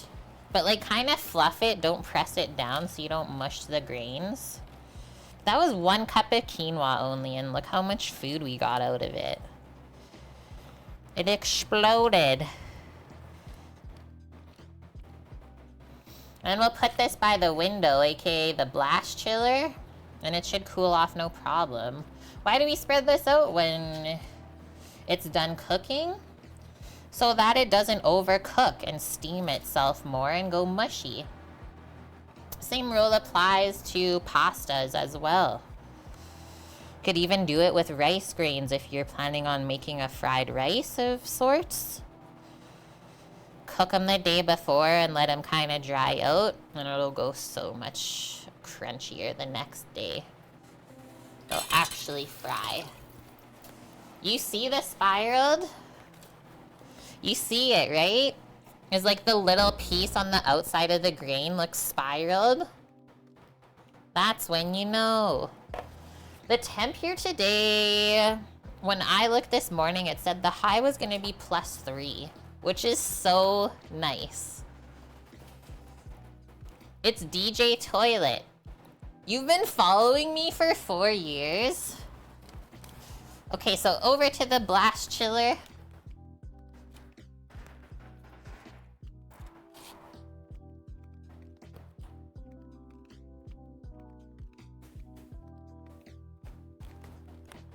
We'll check it again in like 30 minutes or so. Next up, we'll finish this. Our oven is preheating at 425 Fahrenheit for us to roast our squash. We're working on our salad now. Let's also set a 1-hour timer for the beans to check. We might check them sooner than that, but definitely in an hour, because the pork belly has to cook a bit. I don't want it to be too chewy. I don't mind if it has like the meaty texture to it, but if it's overly chewy, it's hard to eat, and like you could honestly choke if meat is too chewy. It's kind of dangerous. I might have trimmed up this squash. It had a couple boo-boos on it that was going into the flesh, so that's why it's like half trimmed up right now, because I used some of it the other day. Hi, Kit. How are you? Is quinoa a grain? Yes, it's like an ancient grain. I don't have the bag anymore. I threw it out because I was reorganizing my pantry. But it is a gluten-free grain. Obviously, I can eat it. Have you ever seen someone choke on food? No. But actually, like a couple rotations ago at work, I was working nights, right? Because I was baker. But the first cook, so like the sous chef during the day, literally almost died in the kitchen. He didn't chew a piece of meat enough. Like I was just talking about, like the pork belly can be kind of stringy and chewy and it's hard to eat. He didn't chew the piece of meat enough that he was trying, and my roommate had to give him the Heimlich because his face was turning blue. And then we're like concerned about him, right? We're like, Paul, like what happened, man? And he's like, don't ask me about this. And he was like so like embarrassed, right? His body let him down. He's lucky that there was someone else around, because usually we switch off on breaks during the afternoon, and usually there's only like one person in the kitchen. But he's very lucky. But yeah, he was so mad. Don't ask me about this. I was like, I'm just happy you're alive, dude. He's like, stop telling everyone. I was like, I didn't know we're 5 years old. Okay, so there's our squash cut in half. And yeah, lesson learned, chew your food. One thing I learned from like a holistic wellness lady online is we should all be chewing each bite of food 20 times. And it actually helps with digestion. Okay, so I'm gonna do like 1/4 inch thick slices across like this. Just keep them all stacked up because it'll be easier for us to tray it up afterwards. This is gonna be so much squash as well. I might actually save that other half to use throughout the week. Because like a portion of squash is probably what? Maximum like 6 of these. Get 3 portions. Like that'll be a lot for the salad. Yeah, I might just rewrap this up. That's insane. I'll just cut one more slice off to like even it up. The amylase in our saliva helps digest the food too. Oh, I miss high school bio class. You can tell this is starting to dry out. I miss high school biology. Just grabbing a wrap again. That is the nice thing, is like if you peel squash ahead of time and then wrap it up nice and tight, it will last a long time in the fridge. Kind of like cabbage does. The more oxygen we keep off, the better. Whoa. Okay, we got a crazy simmer on the stovetop. I just want to show you, the lid was about to pop off. So I just turned it back down. It was on medium. I just turned it like 3.5 from 5. Now let's see if it simmers down. A moose! Could be a deer though. Cassoulet is so good, hey? You love having it when you head up to a place in Lac de Loup? Do you live in Quebec? What are you living in Quebec? And yeah, that's the other thing, is you leave stuff open in the fridge, bacteria will get it, no problem. Let's see what's going on here. I just don't want anything sticking on the bottom. Whoa, I almost pushed it over.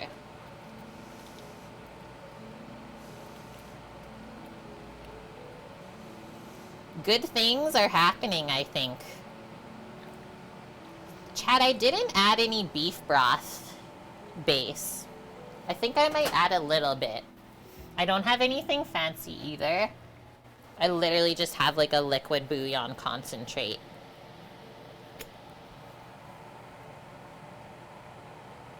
Go like that.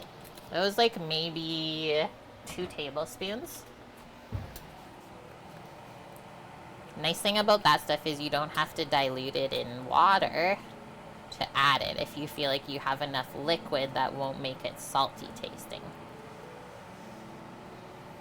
Okay, let's put the lid kind of halfway back on and see where this heat ends up. It looks good. What did I add? Maggi? No, it was just a beef bouillon. It was literally right beside. So that's the Maggi, which I didn't add. But then this seriously looks the same almost. Just a boof, if you will. You could also add veggie or honestly chicken too. Any kind of broth, just to bump up the flavor a bit.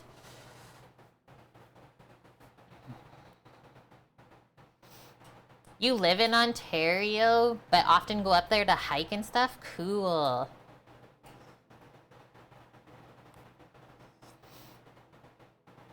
Would I like to live in Quebec? I wouldn't like to live there, but I would love to visit there one day. A liquid beef concentrate that doesn't need refrigeration? I've never put it in the fridge. It probably does, but it's just salt. I do weird things sometimes to like see if things will go bad. It's like, does it really need to be refrigerated? Do I ever make my own broth? 100% I do. Let's look at these. I think we can go a bit lower. Let's turn it to 3. Wow, the herbs are getting super fragrant. Super duper fragrant now. Okay, come back over. So let's grab another sheet pan and we'll get some more parchment. We'll lay this out. And then we just need olive oil and salt and pepper.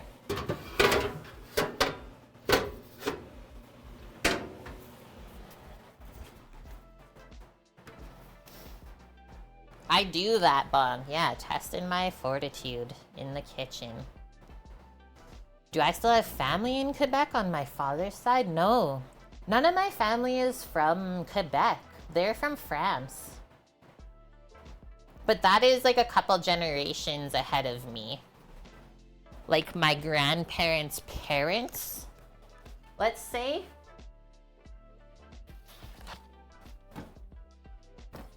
But yeah, I'm not French Canadian.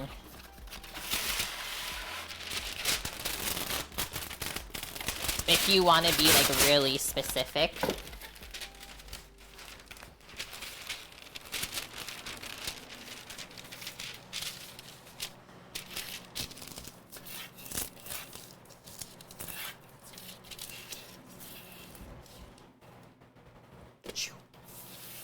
Boom.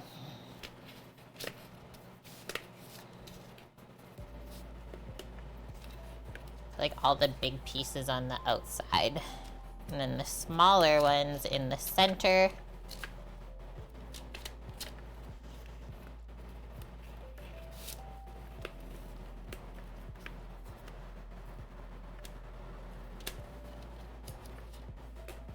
Sure. I'm gonna grab olive oil.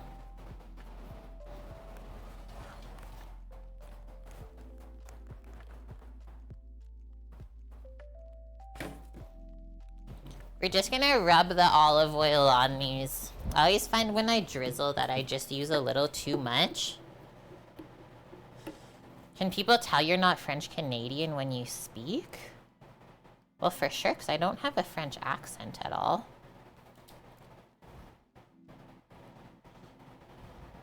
And like most French Canadians don't speak English. English is their second language. Looks like pumpkin icebox cookies. Okay, so these are your Pillsbury pumpkin cookies. I've made those before. Yeah, we always say, like, someone that's really good in the kitchen has, like, a certain level of OCD. That's not, like, debilitating to their lifestyle by any means, but is just, like, a very efficient way to live and work. So that's definitely my OCD, the way that I laid those out. But like I said, I always put the large pieces on the outside because that's what cooks quicker. Right? If we put them in the middle of the tray, they'd take forever to cook. So we just put the small pieces instead. And then let's also say whatever leftover oil is on the pan from this, we'll just use to dress the salad with our pomegranate syrup. Because this will be like kind of squash flavored by the time the oil is done cooking in there.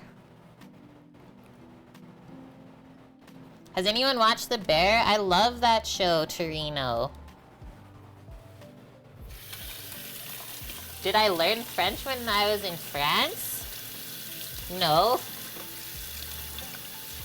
In Canada, it's optional. You don't have to speak a second language. It's just recommended. So when I was in high school and junior high, I tried to learn French, but my teacher was really bad at teaching languages. So it was really difficult for me to try and understand. So then I just stopped learning. But it is something that I will conquer eventually in my life. It's a goal I have, to speak a second language. It's like if you go to Europe, every European I've ever met speaks at least 2 languages, if not 3 to 4. Makes you feel like such a silly human. I'm just grabbing some more water, and then we'll do some salt and pepper on these. Trekkert, how are you? Thank you for the lurk today as well. Hi. How accurate is The Bear at portraying working in a kitchen? It really depends on where you work. Like what kitchen that you work in, because every kitchen I've worked in operates a bit differently, and like the staff that you have to work with too, right? So in some ways it is accurate, in other ways not really. Like I can definitely say when I first started cooking, the restaurant I worked at was more like old school around, where there would be some yelling and stuff like that, and like just shenanigans with the staff and everyone, and like people doing drugs. Not me personally, but definitely some of my other coworkers I know without seeing it, right? And yeah, you have to like think about the circumstances that everyone was dealing with in that kitchen setup, the amount of stress, right? So yeah, some parts was like very real and other parts was definitely fake.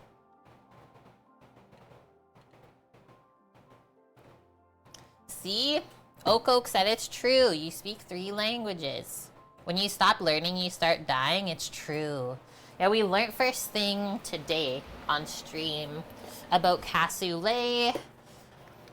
And I said, look, our day is complete because we already learned something new. The origin of cassoulet, even though it's a French dish, the origin is actually Arabic, which is so, so cool.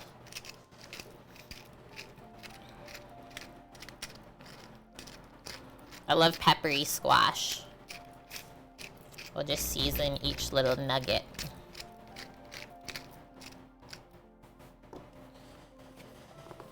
Remember what I ate when I went to a Michelin restaurant?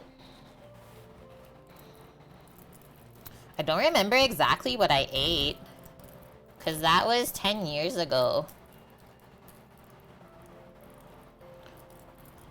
I went to a couple when I was in Europe because they're very inexpensive to go to when you're already over there. So I went to one in Lyon in France. And then I also went to one, I believe I was in Liverpool. Maybe Manchester. Either Liverpool or Manchester. I'll have to look back.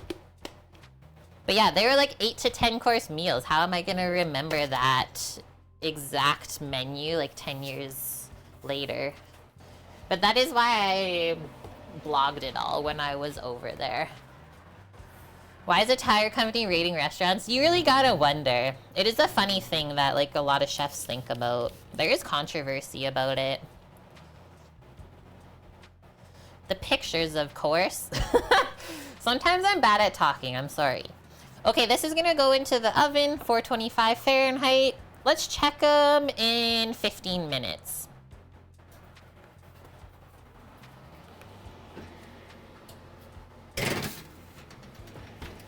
Squash is going. So roast squash. Let us prepare some fresh herbs. So cassoulet is always garnished with like a really big handful of fresh chopped parsley. So we will prepare parsley for both the cassoulet, as well I think we'll mix it into the quinoa after the quinoa is cooked, just to give it some flavor. That'll be really yummy.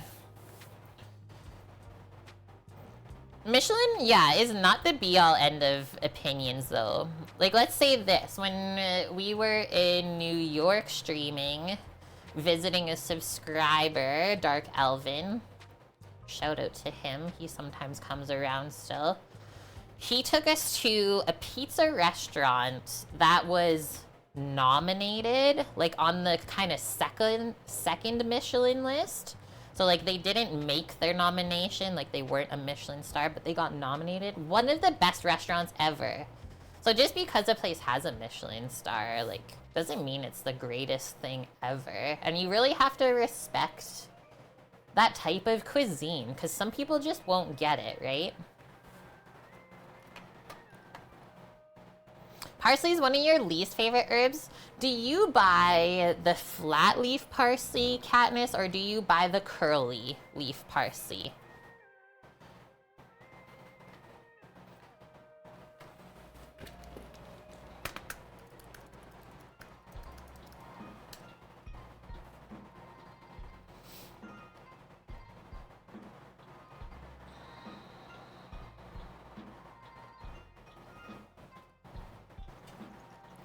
Okay, Italy, that's too far. I think if I go to June on my blog. Okay, Rome. Wait, that's too far too. I have to go to May. May 2014. Okay, that's the Manchester one. Ah, okay, I picked it.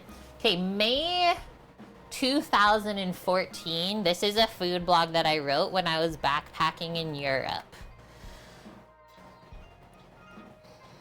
I had made lunch reservations for 1 p.m. at the only Michelin star restaurant in Manchester called Abode. What? I was exercising with a girl from my hostel in the gym that morning? I did a leg workout? What is wrong with me? I was back at the hostel by 12:25 and out the door by 12:40. Google Maps told me it would take 26 minutes to walk to the restaurant, but I always consider this time as a challenge. I made it there for 1:02 p.m. and the place was basically empty anyways. Success, I was sat at my table with the server placing the napkin on my lap. He handed me the tasting menus as well as the a la carte menu. I chose a 6-course lunchtime tasting menu, ordered a glass of wine to start the wonderful meal. Is this good, guys? You want me to keep reading it while we have time? Things are in the oven and cooking. Said first I was served a fresh baked warm bread selection with a tab of whipped butter. There was 3 kinds of bread, traditional French, a tomato and olive, and a dark sourdough. I sprinkled some flake sea salt on my butter and went to town trying all of the breads. I miss bread! They were all great, but my favorite was the sourdough. The first course came out soon after, a pea mousse with radish, wild mushroom, and fresh sprouts. The flavor was very fresh, but the course was missing the brown butter hollandaise, so I wasn't completely impressed to start. I've literally not changed. second course was 2 crab ravioli with a lemongrass broth, fresh ginger and grapefruit, and baby coriander leaves. The pasta was the perfect texture, but the broth, which was poured table side, was only warm and not hot. And like, so these are the things you look for in a Michelin restaurant, right? The first course was missing the sauce. How do you do that? There's no one else in the restaurant. There was literally one other table there with me. So you miss the sauce on the first course. The broth on the second course was not even hot. So how we were saying it's not always what it's supposed to be. It sounds good. Okay, what else? I said I did enjoy the flavors of the second course, but so far I didn't have a wow moment. The third course was a seared black cod fillet, roasted cauliflower, mushroom, wild garlic, spinach with a cumin velouté, which a velouté is just like a light sort of like vegetable sauce. It's not really creamy. The fish was cooked perfect. I love cauliflower, so I had nothing to complain about. I finished my glass of white wine and ordered a glass of red to go with my last 3 courses. The fourth course was lamb with peas and fava beans. There was lamb belly, lamb loin, pea puree, wild mushrooms, and a lamb jus. All of the lamb tasted great. The belly was crispy yet soft enough to cut with a fork, and the loin cooked a perfect medium rare.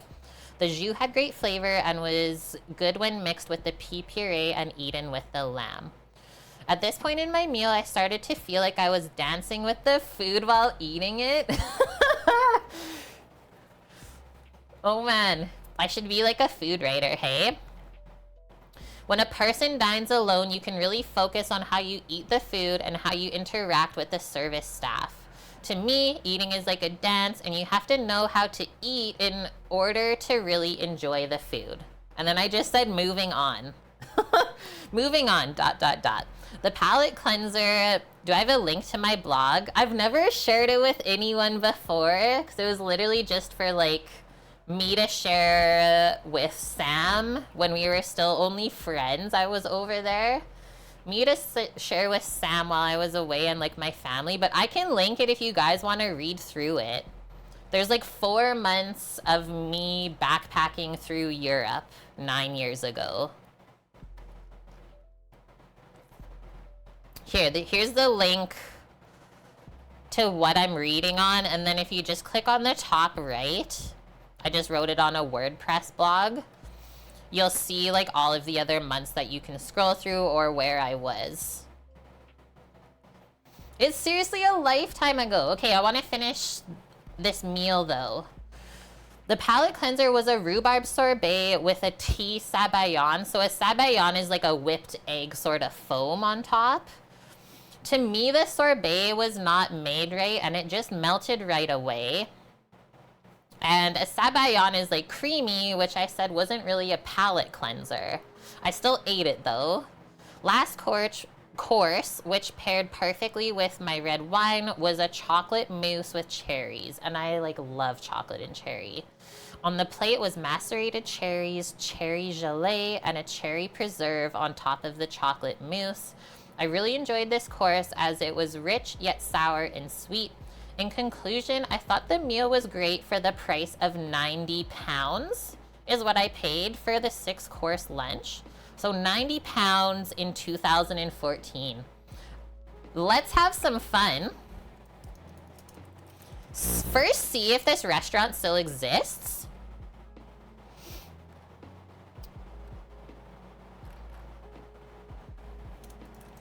And then see if we can find a price of it right now. Abode. I'm not really seeing it come up. I know it was in a hotel. What the heck? Imagine it doesn't even exist.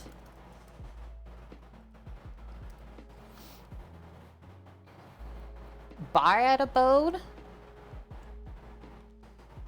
Abode, Manchester. A Michelin Guide hotel. Okay, a Michelin Guide hotel, it says. Fine, I'll agree to the cookies. Okay.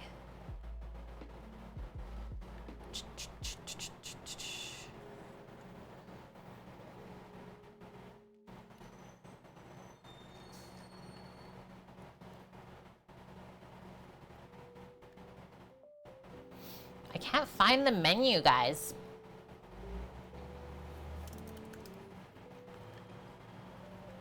Drinking and dining at a boat. Okay, I'm getting closer.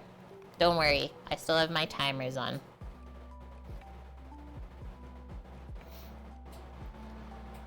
Oh, I just closed it by accident. Okay, I'll put 30 more minutes on the Cassoulet because that's where it was kind of at. And I'll check the squash in 5. Okay, food menu.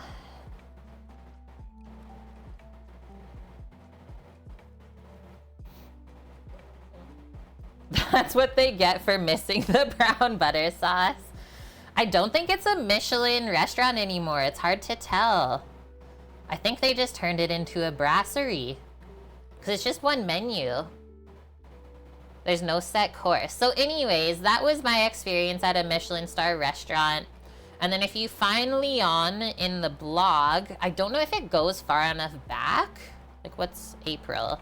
Okay, so Paris day 5 on. Yeah, you'll see I went to Lyon as well. And on that one, I actually did post some photos.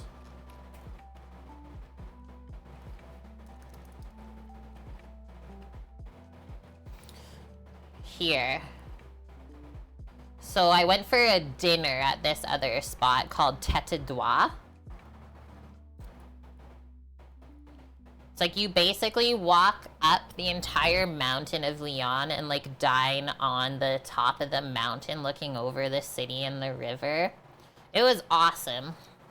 Okay, back to our things. I said we were gonna chop some parsley to finish off. We don't have a ton of things left.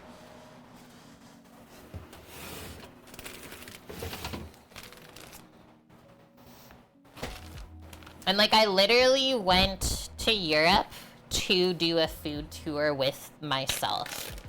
I just went by myself. It was the summer after I graduated culinary school.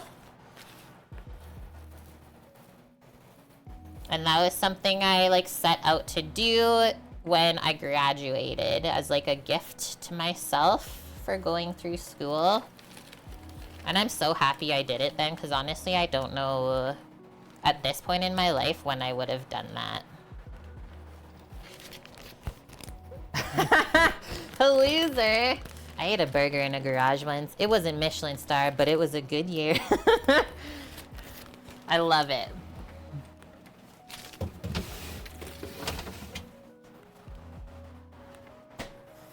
Okay, this is our flat leaf parsley, which is 5 billion times better than the curly leaf parsley.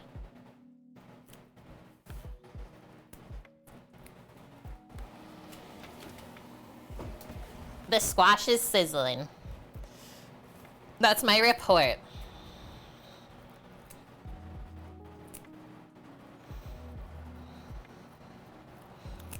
So yeah, if you want to read the thoughts of a young Kate 9 years ago, click on those.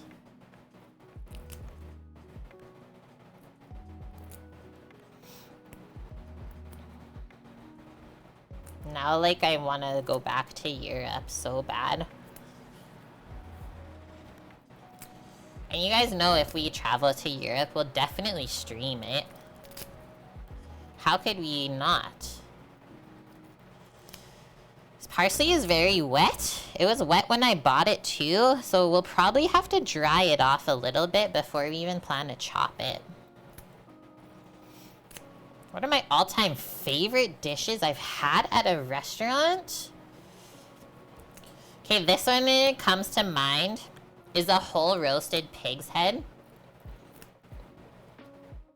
When we were living in Vancouver, we were like pretty into the food scene.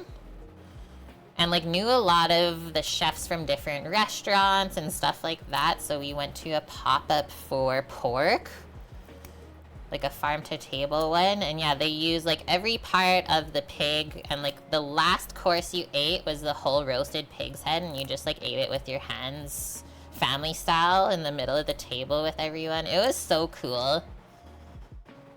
Like that definitely pushed a boundary for me. It's not slimy. You know, just like when you get to the store right after they just finished spraying all the produce with the misting. I think that's what happened. Okay, what's another favorite dish? I've eaten a lot of things in my life. Trying to think of some other fancy things I've had. There's so many. I honestly don't even know. Like, we almost went out to eat once a week there. Okay, that was the squash timer. I just want to show you, and maybe we can have a peek at it to see how it's cooking. So they're sizzling. I'm just going to take a paring knife and, like, poke a piece. So it's tender in the center part, but not really on the outside yet. So let's do another 5, and then we'll probably be good. I have never had kangaroo, no. I've never had any roux. I am quite like a minimalist person the way that I live, so no, I didn't do any shopping. And I'm also like out of work right now, so that's why I'm not shopping either, is you just can't live beyond your means. Part of being an adult is realizing that. And life is more fun when you're not always in debt. You heard kangaroo is good? Yeah, I have tried alligator before. It's good if you make it right. It can be a little bit chewy, but like I said, if you make it right, prepare it with love, it's yummy. But yeah, don't get me wrong, I love me a burguesa. I eat really simply now. I don't really go out to restaurants. I love to just like cook like a grandma at home and chill with you guys.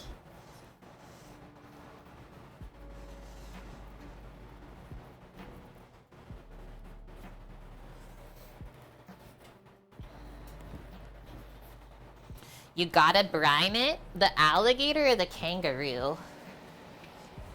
Okay, so we patted that off. And then I'm just gonna get a small cup to put that in, or a container.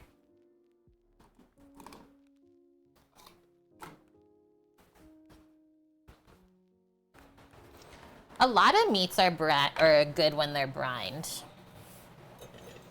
Oh, I don't know if they brined the gator or not. I think it was like grilled. They might have though. I think I had it in school. So now we're gonna chop this up. I don't know if I put the other 5 minutes on here.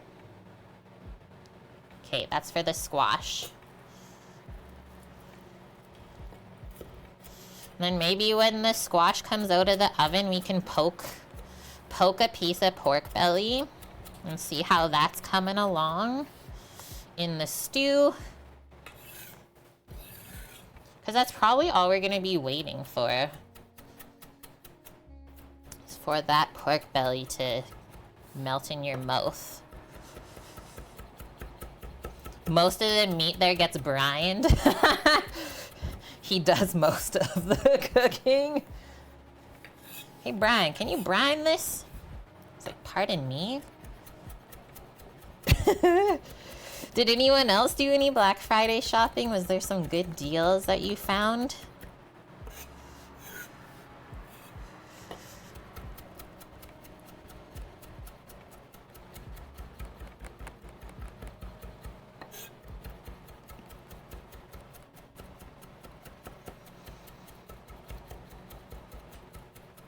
You're boycotting it?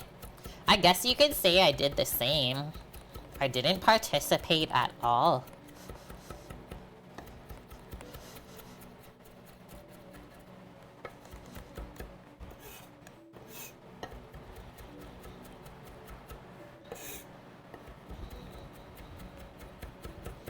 I'll never forget when my one culinary instructor, we were learning how to like chop herbs and stuff. He's like, if your parsley looks like fresh chopped grass, you haven't chopped it enough yet. And in my head, it's just like, but doesn't it literally always look like that? I'll never forget that though. Just chopping my grass up, okay? Hey, thanks, Paloozer. You're posting some Cassoulet info for the folks who might have missed our little intro at the beginning of stream. I appreciate you.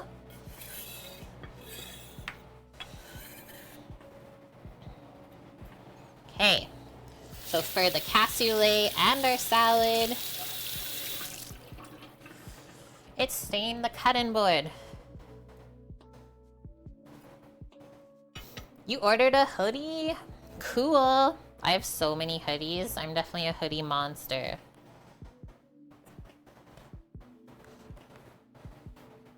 Cool, Wilson. Thanks for sharing that story. I hope one day I get to experience the bayou.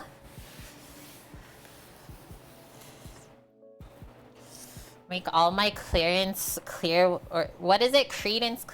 Revival dreams come true? CCR.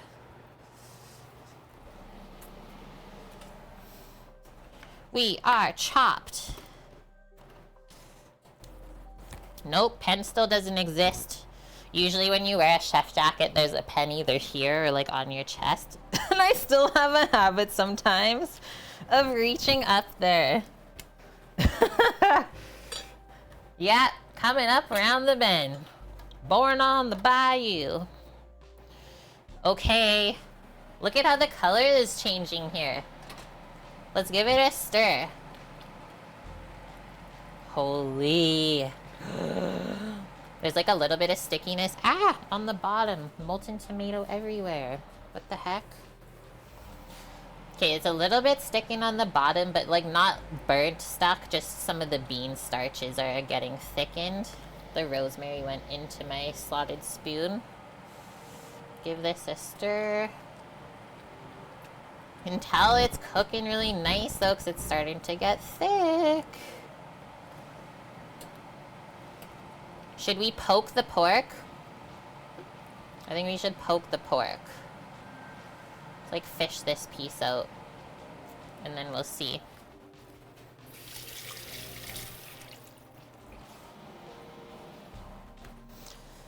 You're just a monster, period. It doesn't even matter what kind. Okay, it's a bit firm. On the fattier side, it's not as bad, but it's still a little bit firm. What do I have? 17 more minutes would be close to the first hour timer. So let's see in 17 minutes how that's looking. Sometimes it doesn't take long at all once it's up to temp for it to cook down. Just leave that lid kind of popped halfway. And then timer just went off for the squash. It should be done. Should be, could be. That's them. Let's come over here and check. Poke the tomatoes. Oh, the tomatoes are definitely falling apart. They're already falling apart. Nice. So paring knife goes through all of the large pieces on the outside. So we're just gonna put that on a trivet and let it cool. And then we'll use all that extra olive oil to dress the salad. What else do we have left? Not much. So oven can go off then. I'm gonna close down my window a little bit. Stayed nice and cool in here. Oh, and while I'm over here, I'll check on the quinoa, because it's probably chilled enough. By the blast chiller. And we can start to do our salad stuff while we're waiting. Quinoa. Nothing exciting at all. It is cooled though, and we are gonna mix a little bit of this parsley into there that we just chopped. It's really a braised stew. I would say a bean stew. Switch the potatoes out for beans, and you have a cassoulet. So I think we'll just like sprinkle it like this over. We can also do some salt and pepper on here right now if we want. You can really flavor quinoa however you feel. I also have a lemon in the fridge, which I might cut in half and just do a touch of lemon juice over this to brighten up the flavor.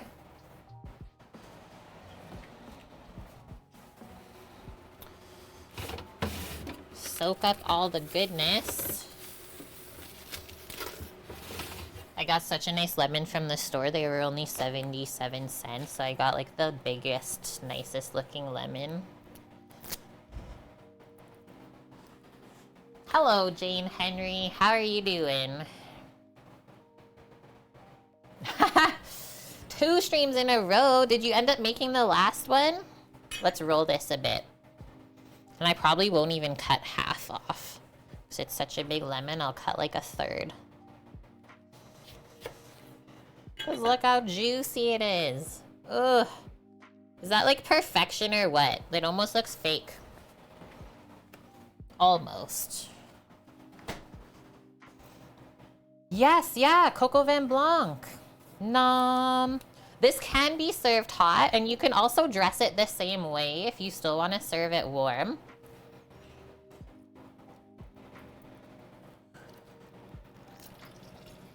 Like, you can use this as a rice substitute if you want. Put it underneath things in your dish, or just have them on the side. Nice, you found an Instapot recipe. There's so many online now, hey? Probably an Instapot recipe for every dish.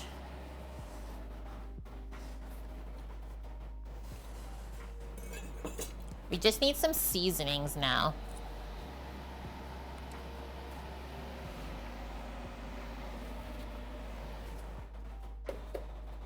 Instant pot cassoulet. I mean, we're laughing, but you know it exists. You know it exists. The French might roll over in their grave. It can't be any worse than what we've done to Italians, though, or any other culture. Let's make this easier, but it's not right. They are tedious, really. Interesting. So just a little sprinkle of salt, chat. No bland grains, pulses, or legumes allowed. Do I still have my spoon? No. That's a nice big spoon. And now we'll just like kind of fluff this up. And then after, we'll just fold the parchment paper into like a taco. And then we can pour this in the container that it's gonna go into the fridge in. And I'll be using probably only a cup of this today. And then I have a bunch left over so that I can eat it during the week too. It's like seriously my favorite part of streaming or cooking at home is the leftovers. I've also known some people in my life that like despise leftovers and I just don't understand it. Like, maybe the leftovers are bad if you didn't make it right the first time? I went to the wrong place because I moved my containers around.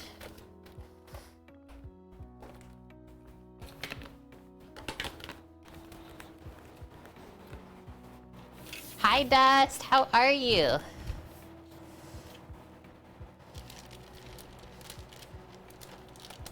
Oh yeah, how much garlic is used in a red sauce? It's true. Yeah, it's the little things, right? You're not a fan of leftovers, you just don't want to eat the same foods again and again. But like, even if you just had like one portion, like, for example, this is how I always try to cook. Is like, I'll make a dinner and then make sure there's like at least a portion for the next day for lunch. Like, even that's bad? There's so many times where it's like lunchtime and I just don't want to be bothered to cook anything. So I'm always so thankful that there is something to grab in the fridge. Let's also try this. I'm just gonna get a little spoon, because we haven't done that yet.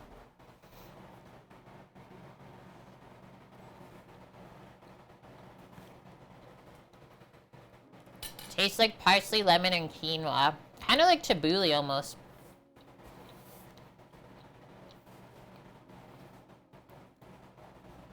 They cook giant-ass turkey. Between all of you, you maybe ate one breast without missing a beat. The wife took it off the table into the garbage.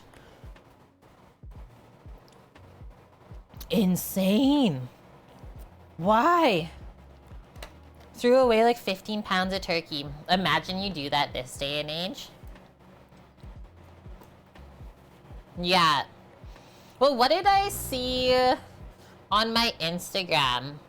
The amount of wastage from Thanksgiving, like weekend, or let's say almost like week in America. Nuts.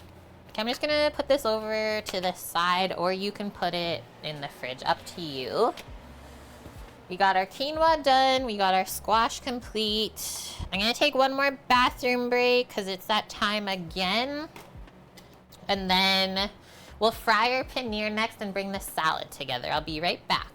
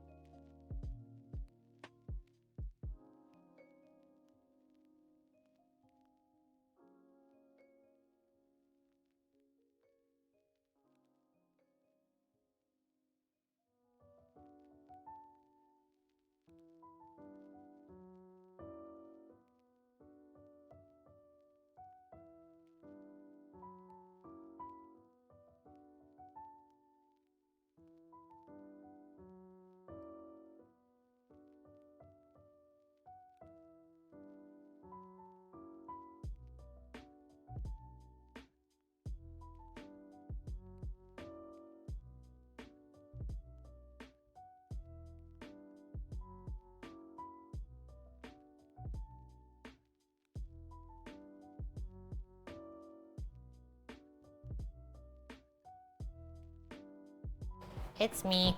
Hi.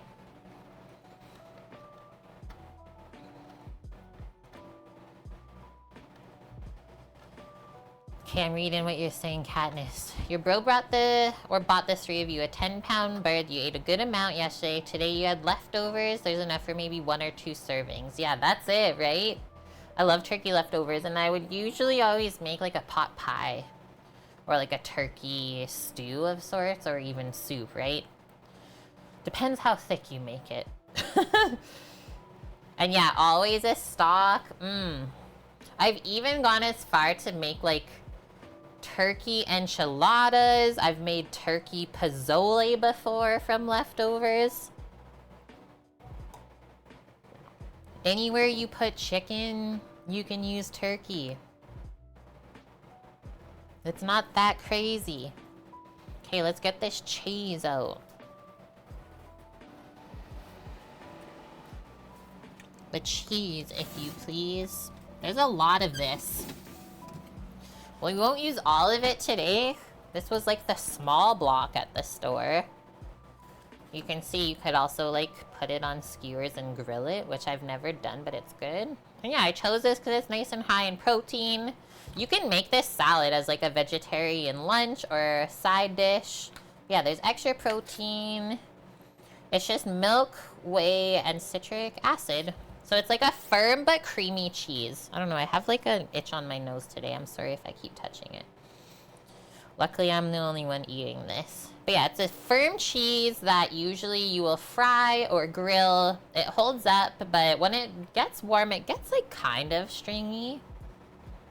But it won't melt like other soft cheeses do.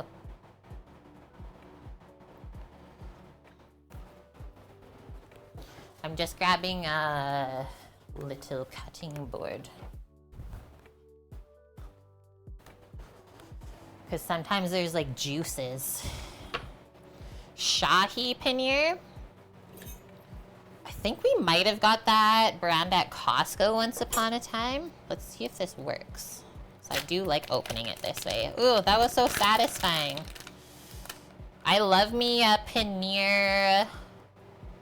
What's the one with the spinach sauce? The Indian food? Let's just do this. Exactly how I opened my Havarti the other day.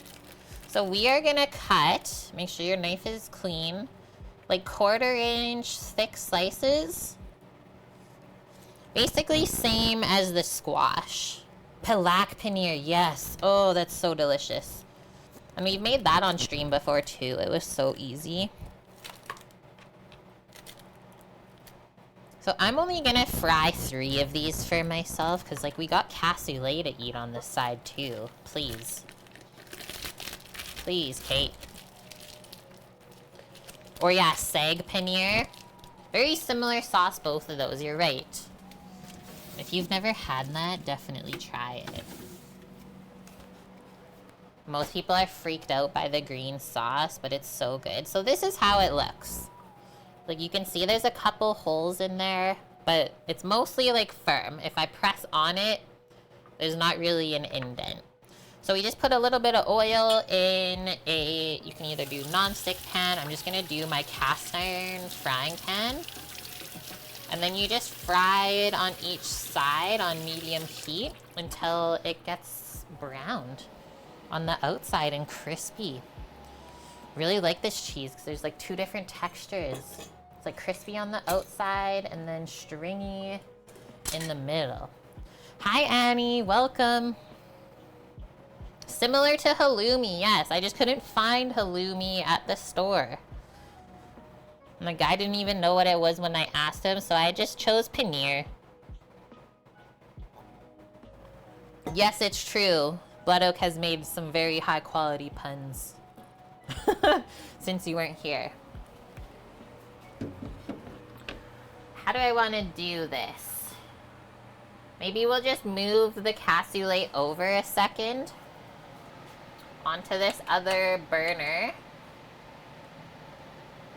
Just want it to warm up a touch first. And then I'm also, I want to add just a little bit of ground cumin into our quinoa that we did with parsley and lemon and salt and pepper. I forgot to add that spice. And it always goes really good with the squash. So you could either add it to your quinoa or add it to your squash when you're roasting it.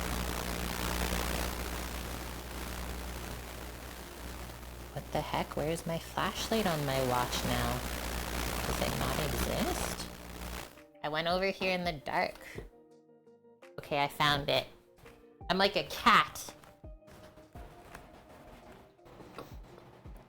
You had a good one yesterday? Your mom's husband has a friend, Frank. I asked him if Frank was angry. He said no. Why? Okay, switch this. There's no lag time. Get the other pan heating up. Look at us go. It's cheese pizza? Dude, how are you? I went on my Cook with Kate Instagram yesterday and posted something after like 5 billion months of not doing anything. And I saw you were doing your 17th Street Pizzeria. Did you sell out?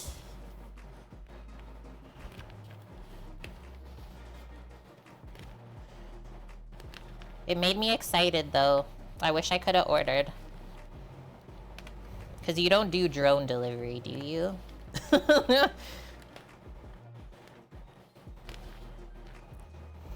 I was like, I could really go for that right now. You're about to make your dough? Oh, one of my favorite things to do. I love making dough. Just like something about it. So satisfying. No sellout, but you're happy with the orders. That's all you could ask for, right? Okay, stove. Look at how dry that pan is. Look at this mess the quinoa made. I'm upset. Okay, we need like a higher temp point for the oil. So I'm just gonna pour a little bit of grapeseed in there. And then we can fry our stuff. Wait. First I wanna toast walnut in the pan. First I'm gonna toast some walnut in there before we add oil. I might have cooked bacon in there yesterday, can you tell? And you guys know I keep my nuts in the freezer, right? Just like a handful for the salad. Almost forgot it. Pumpkin seeds are good too. I'm just trying to use up my walnuts first before buying more stuff. And put enough in here so that you can eat the salad for a couple more days because we made lots of prep for it. Always freeze your nuts to keep them longer when you store them. And then we always toast our nuts before we eat them. I have so many fond memories cracking walnuts when I was young. I think we talked about this the other stream, and then Wilson was talking about his pecan trees. Oh yeah, people are traveling for this weekend. That's true. An oxtail soup? Yum. It shouldn't be too expensive from the Middle Eastern store, the oxtail. And you know that's gonna be so delicious. Frozen nuts last longer. Yeah, we put our nuts in the freezer because they have a high fat content. And so fat is something that goes rancid is the word. And then when fat goes rancid, it gives like this sour sort of like musty flavor, let's say, chat. I don't know how else to describe it. So anything that has high fat will also go bad quickly if not kept cold. If you keep like all of your fatty things cold, they last longer. So that's why we freeze our nuts and our seeds. You could even do that like with chocolate, other things. Blood oak. So yeah, we'll just watch this. I don't love to toast my nuts in a pan like this, but since I had it on, I thought might as well. Like, you'll notice they're getting toasted because it will get like kind of smoky, and then I'm also hearing them like pop already. This is how we know it's working. And then just spread them back out.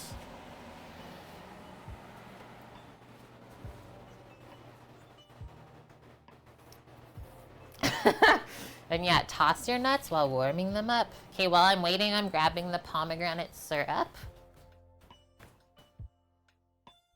which is actually straight from Turkey. We worked with a beautiful human that was from Turkey in Vancouver. And when he went back home to visit his family one year, we got him to bring back like the most epic.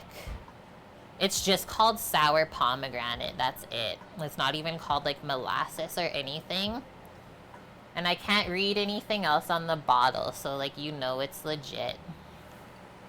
And yeah, that's how much we have left since like 2016. We've only used half a bottle. So that's gonna go onto the salad as well. Yeah, that's not good either. You're not allowed to burn your nuts, Bonk. And then you'll also smell your nuts when you're toasting them. Hopefully a nutty smell, nothing sour.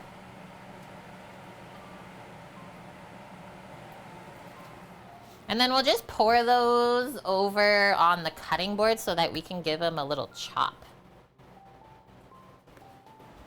Yeah, heat your nuts sparingly. It must be Friday. What do we want to plate this in? Well, I'll be using a bowl for the cassoulet, so I suppose we can really do this up on this nice rimmed plate. That sounds good. Yeah, don't shave your nuts in the kitchen. All of these should go onto a hoodie or a t-shirt. Speed! Hello! Hello, all my wonderful people. How are we doing? These are almost done.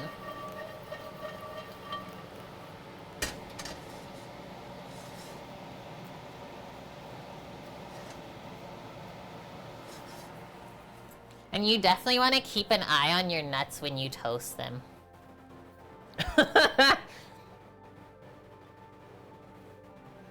We're always unhinged dust. I don't even know if there's one singular day when we haven't been. It's my favorite. Happy Thanksgiving to all of our American peoples.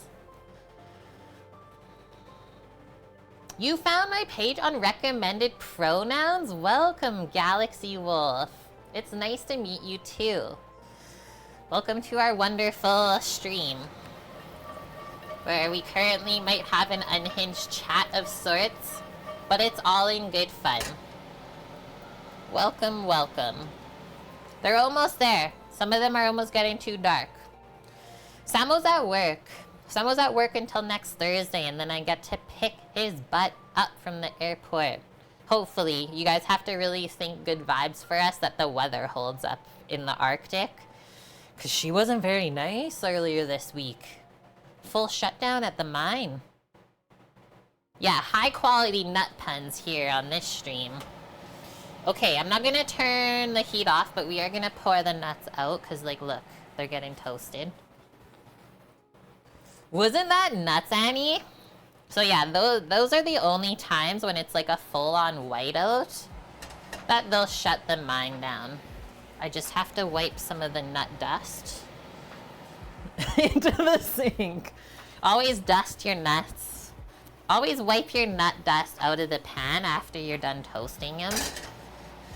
Okay, now we can add in some oil so that we can fry the paneer.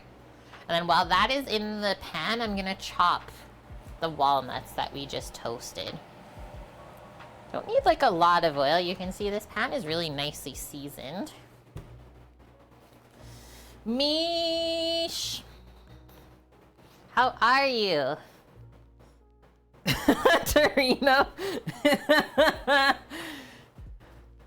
You'll be back after 10 ads. I don't even think I have 10 ads back to back set up on my stream, but okay.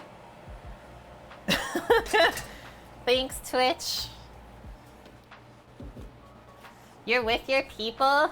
Yes, you are. I am also okay, because I'm with my people. Okay, let's just fix this a touch. It's hot. It's ready. If it sizzles, you're good. It sizzled. And then we're gonna go chop our nuts that you just toasted. And if you want to, you can do this. Get the oil around more. Okay, you guys watch that. I'm chopping nuts. Mish! I'm sending you lots of love, okay? Yeah. Can we all give Mish an internet hug right now?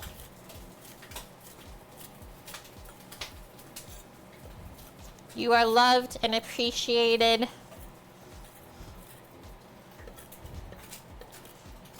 And I can't imagine how you are feeling, but just know that we are thinking of you, okay?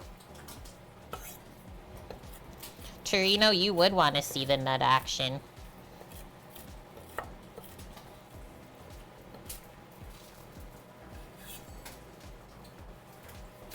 I thought we did have a hug command. Did it work? Weird. Is this burnt? Whoa. Paneer fries fast compared to halloumi. Ah. I mean, we are cooking French food today. And in France, they almost burn everything because it tastes better. Which is, like, not wrong. So let's say I was inspired by the cassoulet. Whoa! It's popping. Watch out. Did you see that? I think there's less moisture content for sure. That's terrifying. I'm just gonna turn this off. I'm really scared. Okay, let's just turn it off and let it finish over there. And then I was gonna put them onto this little plate. But I'll just let that simmer down, if you will. Oh my god, imagine if I was over there. I'm not scared, you're scared. It's only cheese. What's the worst that could happen? Give it. I'm like standing 3 feet back from the stove. That paneer is popping. Brand new whip, just hopped in. Okay, that actually looks so good. Okay, so I don't know if it'll get as stringy as halloumi. We might just cut this up into little cubes. But let's go, go, go. We're gonna move some of this stuff away and we're gonna plate this. Just move these over. Move your hot nuts over. I love saying that, Blood Oak. You'll only say those things if you're like kind of have confidence in the kitchen. If nothing can wreck you, you'll push those boundaries. Okay, so we're gonna put a scoop of quinoa on the bottom of the plate. And yes, our cassoulet is still cooking on that back burner. I like to plate this salad like kind of fancy.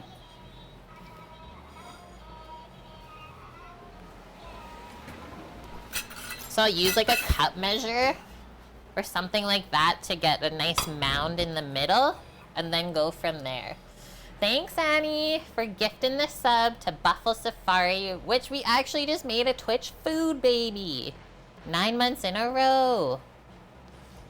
Welcome. You watched Julia with your sisters and an episode had cassoulet and now you're seeing it a few more places. It's really good. So easy. It's inexpensive to make. Okay. Scoop this in. Kind of give it like a little press so it stays in the shape. This is how we would plate it. This is a salad inspired by a restaurant that I used to work at. And like from here, you can just let it fall. But at least that builds some height in the middle. And like that 1 cup of quinoa is gonna be so filling. What, Buffalo? It's okay. Don't worry. And then usually I just kind of layer. Like, let's do this. I think I'm just gonna cut these in half with my paring knife on the plate. I wouldn't use any other knife, but paring knives, I don't really care. And I'll show you how I'm gonna build this up. You wanna eat this while the paneer is still warm. Okay, so we're gonna go like a half moon, and that, and we're just gonna go around the whole plate, making layers.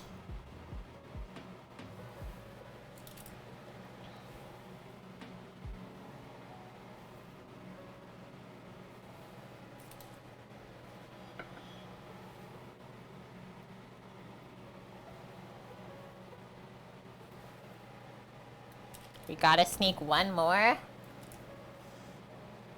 cheese in here. There's an extra cheese. I guess I have to eat it.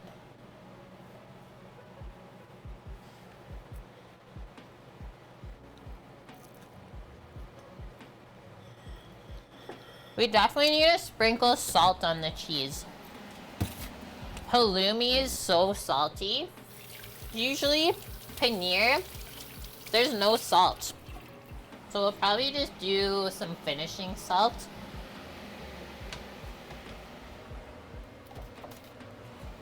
But it is tasty though. I also just turned the cassoulet off. We need a center cheese. I was gonna put the nuts in the center. Okay, so just sprinkle that. It won't even stick on the cheese, but whatever. At least we got a bit of extra seasoning in there. You don't want it to taste bland. Next, just a little bit more parsley. There's some in the quinoa, but that's it.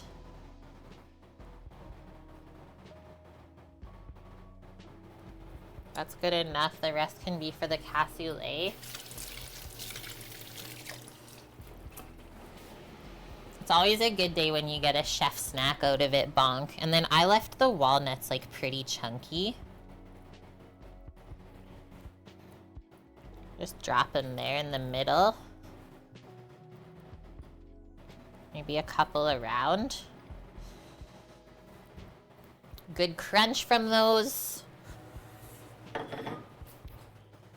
This is a pomegranate syrup. It's just called pomegranate sour. That one might be hard for you guys to find.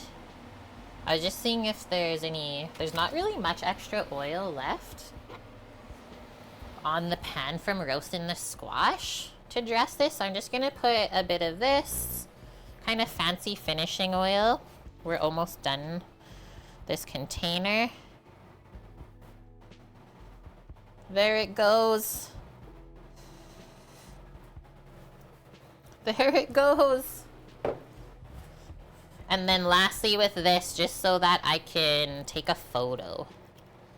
Kind of looks like pieces of oranges. Let me see if I can get a better view if I move some of this stuff out.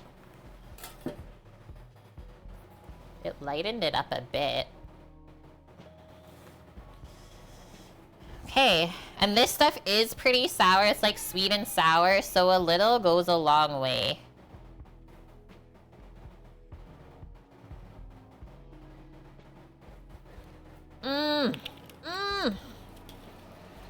This is one of my go-to meals all the time in the fall.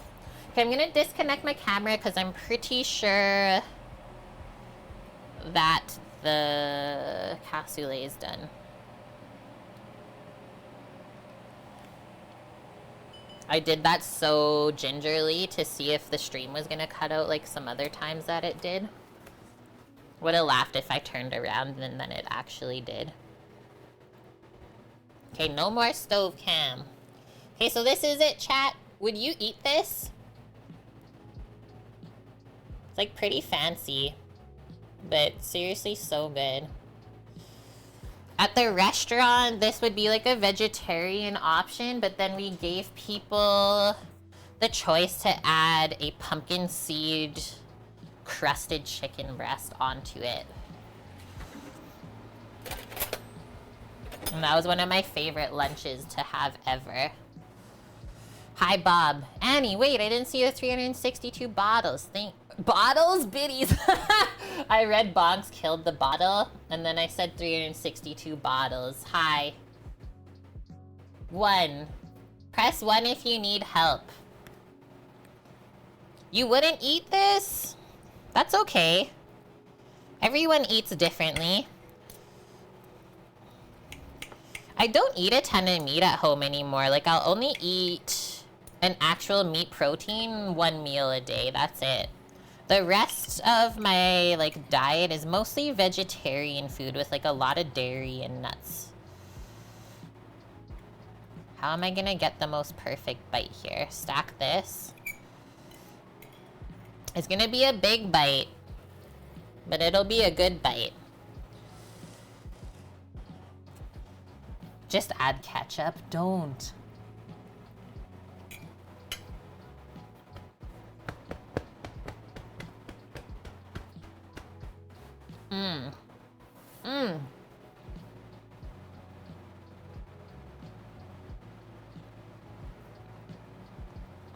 The squash just like melted in my mouth.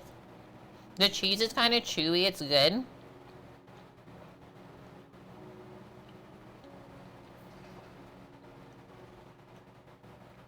Nice, Torino.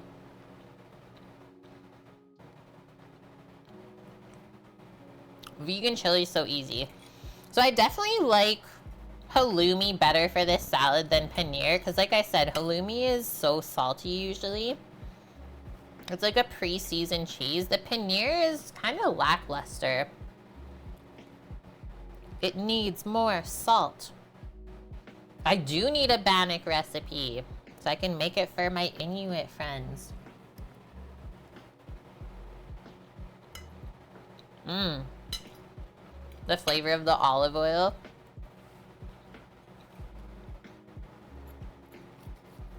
I'm pre-cutting my cheese. Just want a few veggie bites and then we'll do this cassoulet. I'm excited.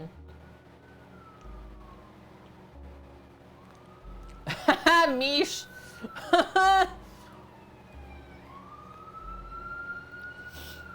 Lamoy? Lamoy, this is a new one. Baked bannock? I've never baked a bannock.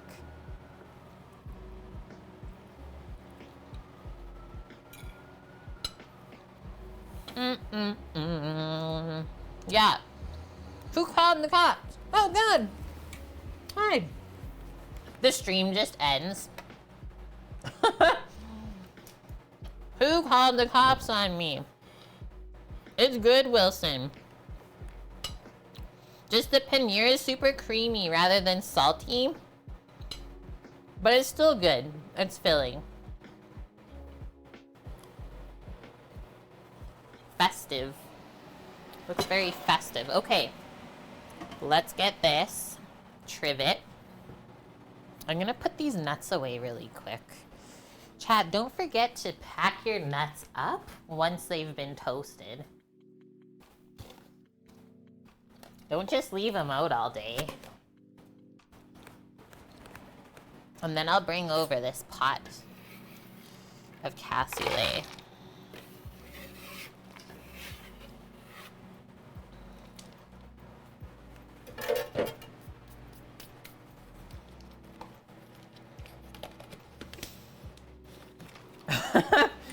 Into the freezer once again. Even after they've been toasted, it still stands. Okay. Back it up. Back it up. I could tell it's like done by the way that it's cooked down into the pot. We'll see if we have to cook down like the broth at all, but I'm pretty sure when we stir this, it's gonna get thick because like all of the cooked beans are stuck to the bottom. Yes. Oh. Look at that. Smells like herbs. That's all I smell. It might have burnt a little bit. If I know beans, though, they didn't burn. They just got, like, kind of starchy and stuck on there. So that's why it's important not to try and rush this on a high heat. And then as we're doing this, just mush up. The tomatoes should be, like, straight falling apart. Just mush it up. Look at what we found. Well, that was easy. This is why we didn't just, like, take all the rosemary off and chop it. So as we're going through, take out some herb stems if you find them. Chop up your tomatoes with your spoon, because it's that easy. I'm not going to pick out every herb stem, let's be honest, but I'll pick out the ones that I see. This is also really good for brunch. I think we've made this before at a restaurant. A cassoulet, and I think we gave the option to like put a fried or a poached egg on top. And then we also had, on this version, it was a duck leg confit crispy on top of the cassoulet. Really, really good version of it. Ouch. That was like a literal piece of wood that I just took out. So yeah, you can see once you stir it up, it really becomes a stew. All the juices were chilling on top. Chop that tomato.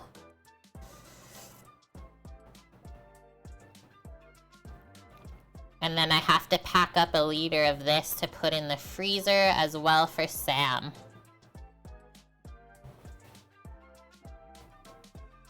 Because he needs this in his life. Okay, let's taste it. See if it needs any extra seasoning, and then go from there.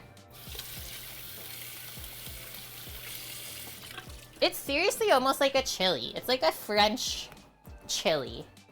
That is a very good way to say it. It's like a French version of a chili. Because if you gave this to an American and called it chili, they'd murder you, I think. You'd go straight to jail, at least. Be careful, because it's hot. Okay, nice depth of flavor. I think we can put a touch of salt, in which case I'll just put a little bit of beef bouillon again, I think. But yeah, get like porky, like richness in the broth. Definitely taste the rosemary, you put a lot of it in there. The thyme. You can even see the carrots didn't fully fall apart yet. There's carrot, onion, and celery in here, so there is some veggies.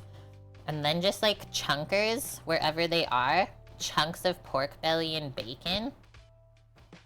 Should we test this now and see if it's falling apart? Yes. Way better than before. Still has a bit of firmness, but that's okay. I'd rather that than it actually like fully disintegrating. Okay, just a little bit of this. Or salt, up to you. But if that's all we have to do to season it, that's not bad. Like, it doesn't need any pepper or anything like that. We don't need much of this either, because it's concentrated, right?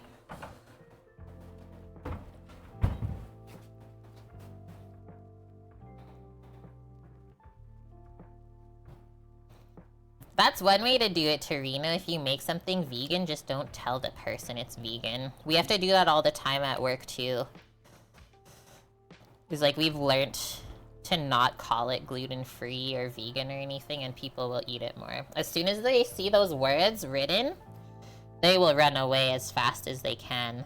Because they just automatically think that means it tastes bad. Okay, one more taste. Usually like sauces, soups, stews, dressings, anything like that, I taste 2 to 3 times before I'm happy. And you'll know. You'll know when it's like, okay, this is exactly how it should be.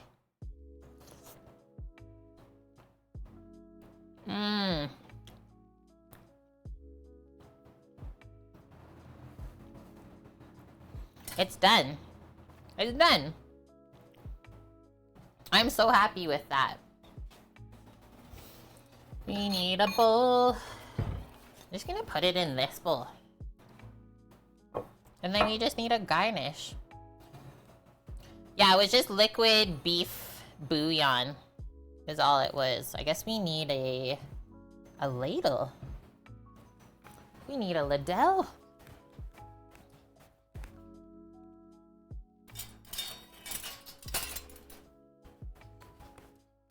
The biggest ladle ever. Will it taste better tomorrow? Yes. Good point. So then along with like those soup, stews, sauces, dressings, they will taste better the next day. When you let those flavors meld together for longer, there's just something about it. When you heat it up and then let it cool off and then heat it up again, it seriously tastes better. Things like lasagna, chicken pot pie. Yeah, I didn't add any Maggi or Maggi into there. Maggi. I think there's some pork belly goodness. I mean, we could definitely call this a pork and beans. It just wasn't baked.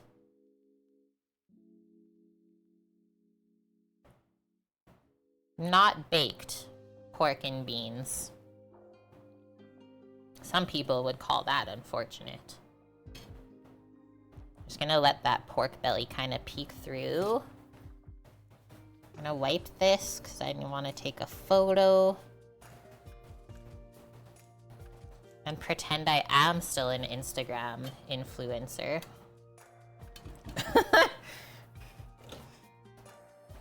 Just need a spoon, some parsley. Excuse me. I'm burping up this salad. It's good. What's on the menu for tomorrow? This dish actually never has mushrooms, but we are cooking with mushrooms on Sunday. Tomorrow, what the heck did I even put? Shrimp? Shrimp and grits.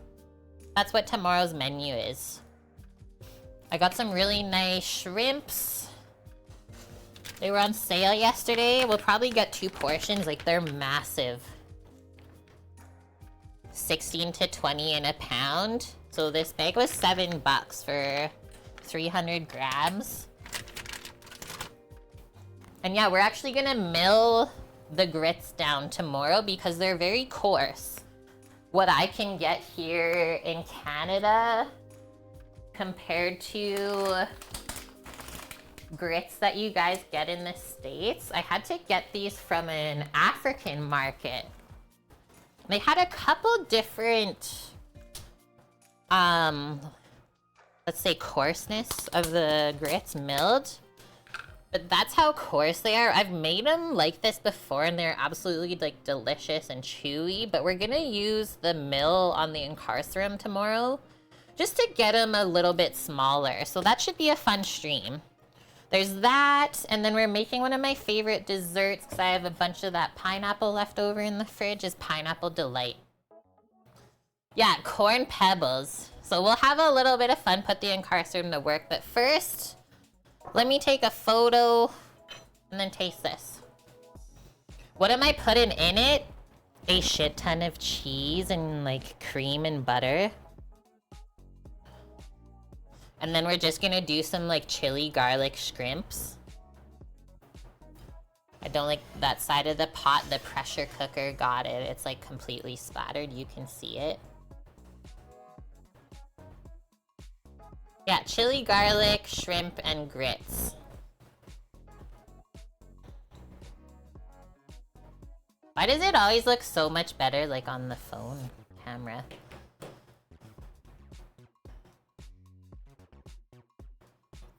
You got a 25-pound turkey for 69 cents a pound.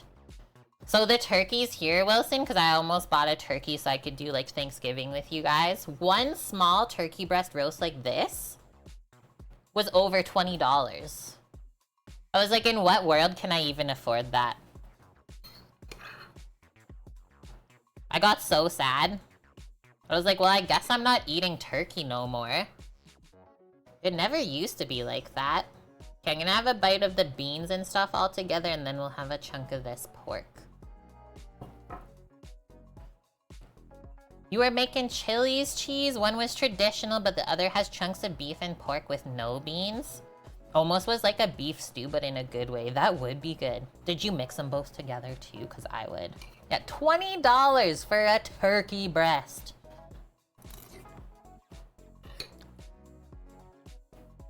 Mish, I think you're right. Rather have this than the turkey, let's be honest. You didn't combine them? I don't know, something about that. I totally would have been like the mad scientist. A mad chili scientist. You picked up the butterball first and then the meat guy told you where the good turkey was? We all need a meat guy like this. Double beef chili, ground beef, and the chunks.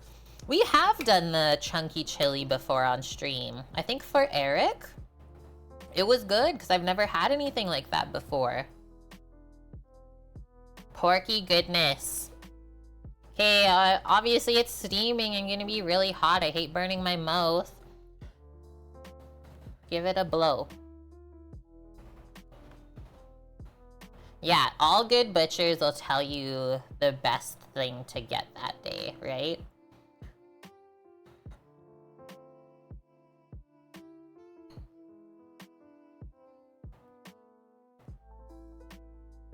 Mmm.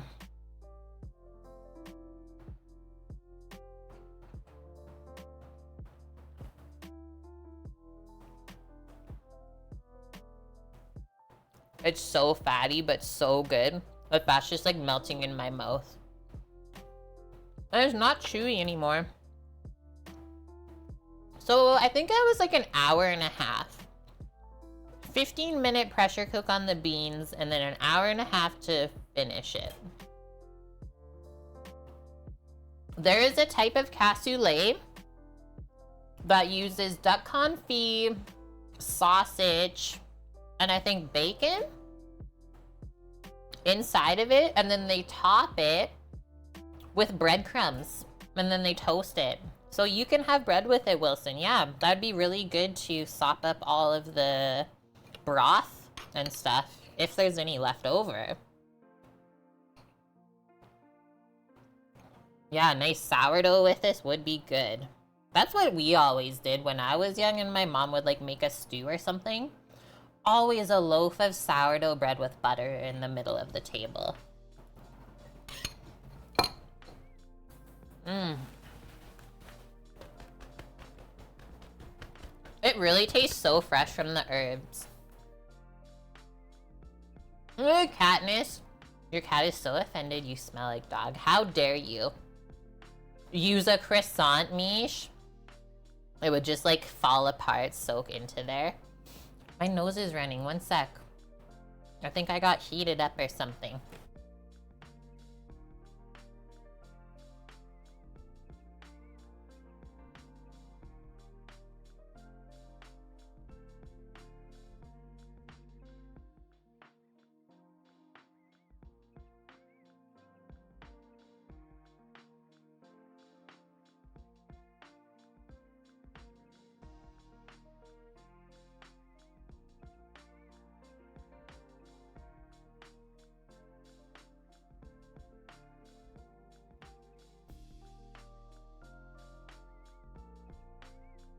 Okay, I'm back. I made sure I washed my hands. Okay, so we made 2 different things today. If we move this over... And yeah, that's fair, Mish. I didn't use any feta, but I will say the salad I made today... Probably better, honestly, to use feta instead of the paneer if you can't find a halloumi. The bowl really makes it dark, so I'm just gonna switch it up like this. But yeah, feta cheese would have been better. I didn't realize the paneer is not salty at all. But now I know. Now I know. I really put a lot of rosemary. And yeah, I am not a huge rosemary fan either. But it really made it taste like sweet and herbaceous. So there's that, I guess. Because I really put a lot, like half of the container. The stream is saved. Phew. And yeah, rosemary and pork is good. Okay, and then earlier, for those of you, I got asked if I ever ate in a Michelin star restaurant before, and I couldn't remember what the dishes were. But we were reading through my food blog earlier. So if you guys like to read about like adventures and food, stuff that I did, I'll post that link one more time before we finish up the stream. It's called And Then She Ate It. That was the name of my food blog that I made in 2014. We got a food truck going. Kanara's playing games. BB Bubs is playing Fortnite.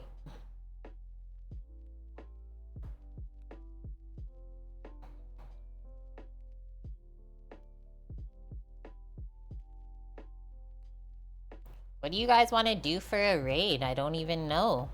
You can go see Bubs if you want and chill. From there, just click on home. Yeah, I just linked the one from the 1 Michelin star restaurant because that was probably the only blog post where I had photos of what I ate.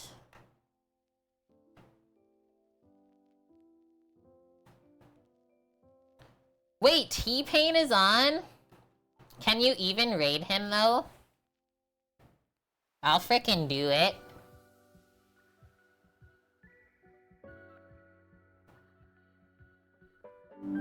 Oh, he's not on. Shoot, sorry if that scared you. Okay, I'm doing Bubs. But yeah, he does stream on here, it's true. That's why I was like, okay.